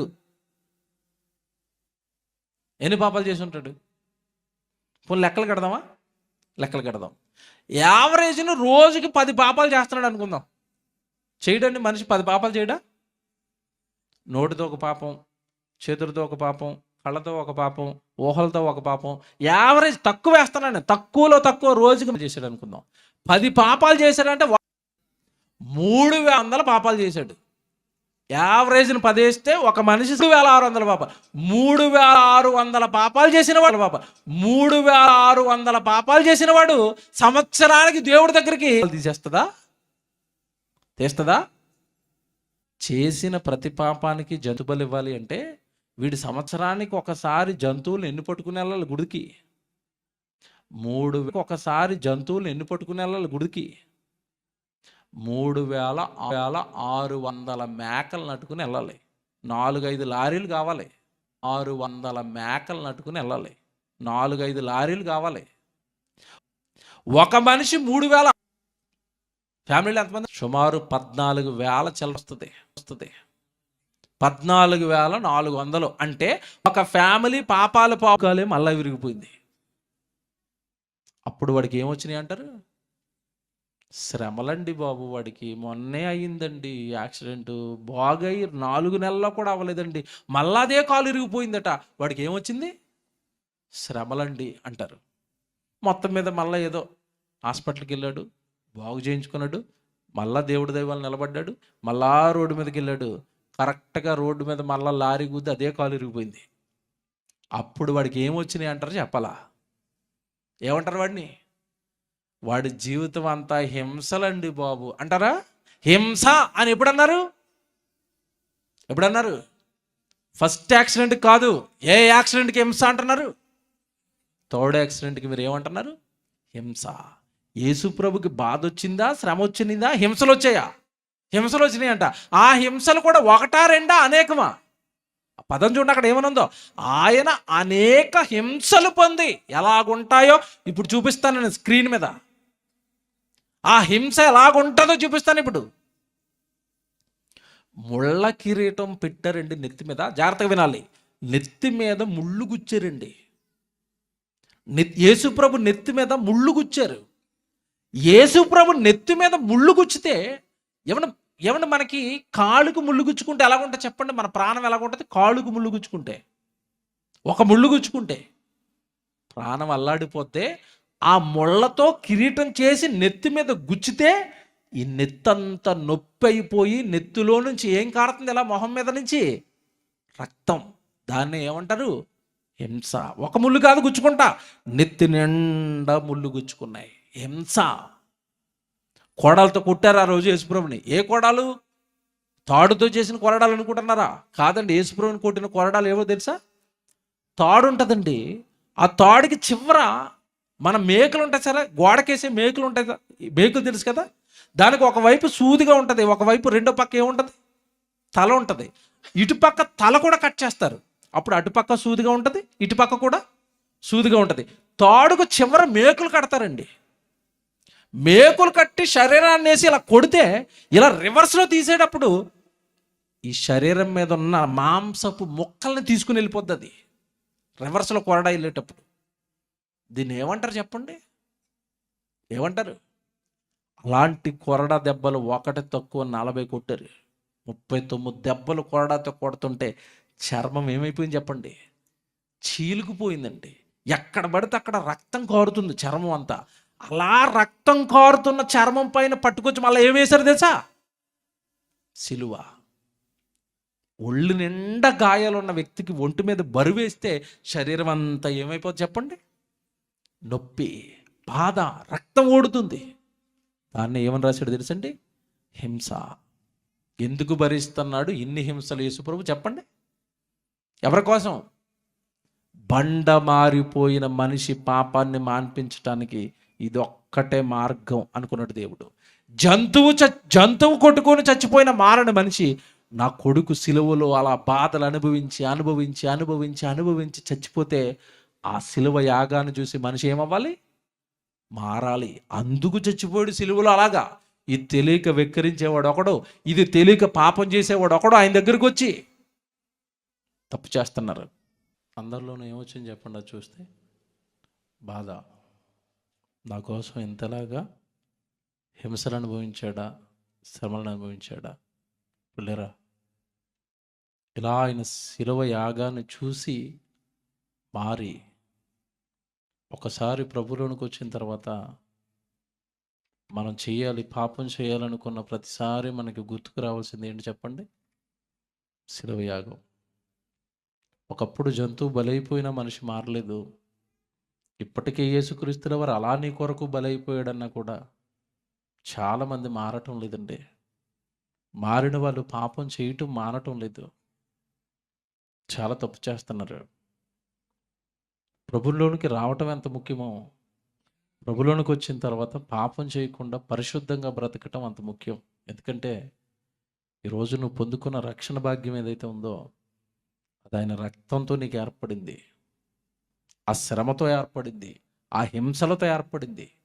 ఆ రక్షణలోనికి వచ్చిన తర్వాత కూడా వాక్యానుసారంగా బ్రతుకును దిద్దుకోకుండా, పవిత్రులుగా ఉండకుండా, దేవుడి కొరకు బ్రతకకుండా పాపాలు చేస్తున్నామా? ఇప్పటికీ ప్రభులోనికి వచ్చిన తర్వాత అలా చచ్చిపోయాడన్న తర్వాత కూడా పాపం చేస్తున్నామా? దేవుడు చాలా సీరియస్ అయిపోయాడు వాళ్ళ మీద. చాలా సీరియస్గా ఒక వార్నింగ్ ఇచ్చాడు. అది రాత్రి నేను చదివి నా ప్రసంగాన్ని ముగిస్తాను. హెబ్రీయులకు రాసిన పత్రిక 10వ అధ్యాయం 26వ వచనం చివరి మాట చాలా జాగ్రత్తగా రాసుకోవాలి, భయంతో రాసుకోవాలి. ఈ మాట చాలా లోతుగా ఆలోచించాలి. హెబ్రీయులకు రాసిన పత్రిక 10వ అధ్యాయం 26వ వచనం, మనము సత్యమును గూర్చి అనుభవ జ్ఞానము పొందిన తర్వాత, సత్యం అనగానే వాక్యం. ప్రభులోకి వచ్చావు, వాక్యం వింటున్నావు ప్రతి ఆదివారం, సత్యం తెలుసు, నీకు నిజం తెలుసు, నువ్వు పాపివని తెలుసు, నీ పాపాల కోసం యేసుప్రభు చచ్చిపోయాడని తెలుసు. ప్రతి ఆదివారం రొట్టె ద్రాక్షాసం తీసుకుంటున్నావు, ఆయన రక్తాన్ని త్రాగుతున్నావు, ఆయన శరీరాన్ని తింటున్నావు, అయినా పాపాలు మానవు, అయినా బ్రతుకును మార్చుకోవు. వాళ్ళ గురించి మాట్లాడుతున్నాడు ఈ మాట.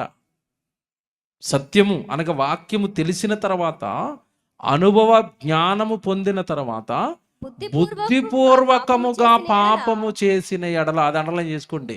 ప్రభు దగ్గరికి వచ్చి కూడా ఏం చేస్తున్నాడట? పాపం చేస్తున్నాడు. ఇక సిలువ యాగము తెలిసిన తర్వాత కూడా పాపం చేస్తున్నాడు. నా కోసం సిలువలో అన్ని హింసలు నా ప్రభు పొందాడు అని తెలిసిన తర్వాత కూడా బుద్ధిపూర్వకంగా పాపం చేస్తున్నాడట.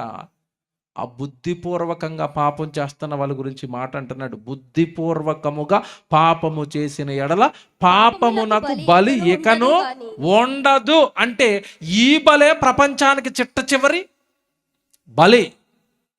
ఒకప్పుడు ఇచ్చాడు జంతు బలి, సరిపోలేదు, నిన్ను కాపాడలేకపోయిందని చివరికి కొడుకును బలి ఇచ్చాడు. ఆ బలి కూడా ఎంత దారుణంగా ఇచ్చాడు మీకు చూపించాను ఇప్పుడు. హింసలు హింసలు హింసలు, అన్ని హింసలు పొందిన తర్వాత కూడా నీ కోసం, నీ పాపాల కోసం, నిన్ను రక్షించడం కోసం ఆయన అన్ని హింసలు పొందితే నువ్వు మారను, పాపాలు చేయటం మానను, నేను ఇలాగ పాపాలు చేస్తానంటే నీ పాపానికి ఇంకేమి లేదట, బలేమి లేదు. ఇంకో బలే ఏమైనా ఉందా? యేసుప్రభు బలి నిన్ను కాపాడలేకపోతే ఇంకో బలే ఏమైనా వేస్తాడా నీకోసం? ఇంకా లేదండి. మళ్ళా చెప్తున్నాను సీరియస్గా, రక్షణ పొందటం ఎంత ముఖ్యమో, రక్షణలోనికి వచ్చిన వాడు పాపము చేయకుండా బ్రతకటం అంతే ముఖ్యం. ఒకవేళ ఇక్కడికి వచ్చిన తర్వాత కూడా పాపం చేస్తున్నావా, నీ పాపానికి ఏమి లేదటగా, బలి లేదు. మరి ఏంటండి మా పరిస్థితి అంటారా? ఎంత బాగా చెప్తాడు చూడండి కిందకి వెళ్ళేసరికి, పాపమునకు బలి ఇకను ఉండదు. 27, న్యాయపు తీర్పునకు భయముతో ఎదురు చూచుటయు. అంటే ఇక్కడికి వచ్చి సిలువ యాగము చూసిన తర్వాత కూడా పాపం చేసావనుకో, నువ్వు ఇంకొక దానికి రెడీ అయిపోలట. దేనికి రెడీ అయిపోలట? న్యాయపు తీర్పునకు భయముతో ఎదురు చూడటం. నన్ను చంపేస్తాడండి ఇక నరకంలో వేసి. ఎందుకంటే పాపాన్ని మానవు కదా. ఎన్ని ప్రసంగాలు వినండి, ఎన్ని సభలకు వెళ్ళండి, ఎంతమంది దైవజనులు వాక్యం చెప్పనివ్వండి, ఎన్నిసార్లు బైబిల్ చదువుకోనివ్వండి, ఎన్నిసార్లు ప్రార్థన చేసుకునివ్వండి, ప్రార్థనే, వాక్యమే, సభలే, ఆరాధనలే, రొట్టె ద్రాక్షాసం బాలలో చేయి వేస్తూనే ఉంటాడు, పాపం చేస్తున్నాడు. ఏంటి జీవితం? దేవుడేమో అర్థం కావట్లేదా? దేవుడు సిలువ యాగం ఏమో అర్థం కాలేదా? గద్దిస్తున్నాడు దేవుడి రాత్రి, మానే పాపాన్ని, మాదిరికరమైన జీవితాన్ని చూపించు ప్రభులాగా. నీ మాదిరికరమైన జీవితంతో ప్రభులోకి ఎవరో ఒకరు నడిపించు. ఎవడు ఇక్కడికి వచ్చిన తర్వాత, బాప్తిసం తీసుకున్న తర్వాత, నీ కోసం యేసుప్రభు చచ్చిపోయాడు అన్న తర్వాత కూడా మందు తాగుతున్నావా, వ్యభిచారం చేస్తున్నావా, నేరాలు చేస్తున్నావా, దొంగతనాలు చేస్తున్నావా, మోసాలు చేస్తున్నావా? ఏం చేయలేక నిన్ను దేవుడు, ఎలా మార్చుకోలేక దేవుడు నిన్ను ఇక ఆయన మార్చుకోవడానికి ఇక బలులేమి లేవు. చివరి బలిది. ఈ బలిని చూసి కూడా మారను, యేసుక్రీస్తుల వారి సిలువ యాగం తెలిసి కూడా మారను అంటావా? నువ్వు దేనికోసం రెడీ అయిపోవాలట? న్యాయపు తీర్పునకు భయముతో ఎదురు చూచుటయు. చూడండి 27, న్యాయపు తీర్పునకు భయముతో ఎదురు చూచుటయు విరోధులను దహింపబోవు తీక్షణమైన అగ్నియు ఇకను ఉండును. ఏముంటదట అలాంటి వాళ్ళ మీద? అగ్ని అన్నాడా? తీక్షణమైన అగ్ని అంటున్నాడా? పరిస్థితి ఏంటి? పాపం ఉడవకపోతే పడిపోతావు అగ్గిలో, ఏ క్షణమైన అగ్గిలో పడిపోతావు. ఏముందండి ఈ జీవితంలో? నన్ను ఎవడు చూస్తున్నాడు, నన్ను ఎవడు పట్టుకుంటున్నాడు, నన్ను ఎవడేమంటున్నాడు, నా పాపం నాదే, నా జీవితం నాదే అంటావా? చచ్చిపోయిన తర్వాత పడిపోతావయ్యా. ఎందులో పడతావు? తీక్షణమైన అగ్నిలో పడిపోతావు. కారణం మీకు చెప్పాను కదా ఇందాక, తల్లికి కోపం వచ్చి కొడుకుని ఎలా కొట్టిందో, యేసుక్రీస్తుల వారి సిలువ యాగం జరిగిన తర్వాత కూడా నువ్వు పాపం చేస్తానంటే కొడతాడు ఇక దేవుడు నిన్ను. మామూలు కొట్టడు, జీవితకాలం కొడతాడు, అగ్నిలో వేసి కొడతాడు. ప్రేమమయుడు, దయామయుడు, కొరడామయుడుగా మారిపోతాడు. కనుక దేవుని పిల్లలారా, మీ అందరికీ మిమ్మల్ని ప్రేమించే ఒక అన్నగా, ఒక తమ్ముడుగా చెప్తున్నాను. పాపాలు చేయకండి. చాలిక పాపం చేసింది లోకంలో, చాలిక లోకం కోసం బ్రతికింది.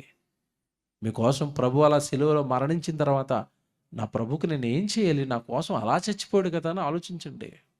నా ప్రభు మీటింగులు పెడతాను, క్రీస్తు విజ్ఞాన మహాసభలు పెడతాను, నా ప్రభు సువార్త ప్రకటిస్తాను, నా ప్రభు పాటలు పాడతాను, నా ప్రభు గురించి ఎవరికైనా చెబుతాను, నా ప్రభువుకు సంబంధించిన ప్రార్థన నా గృహంలో పెట్టుకుని మా వాళ్ళందరినీ పిలుచుకుని వాళ్ళందరికీ నా ప్రభు గురించి చెప్తాను. ఏం చేస్తావు ఆయన కోసం? నీ కోసం అలా చచ్చిపోయాడు. ఏం చేస్తావు ఆయన కోసం?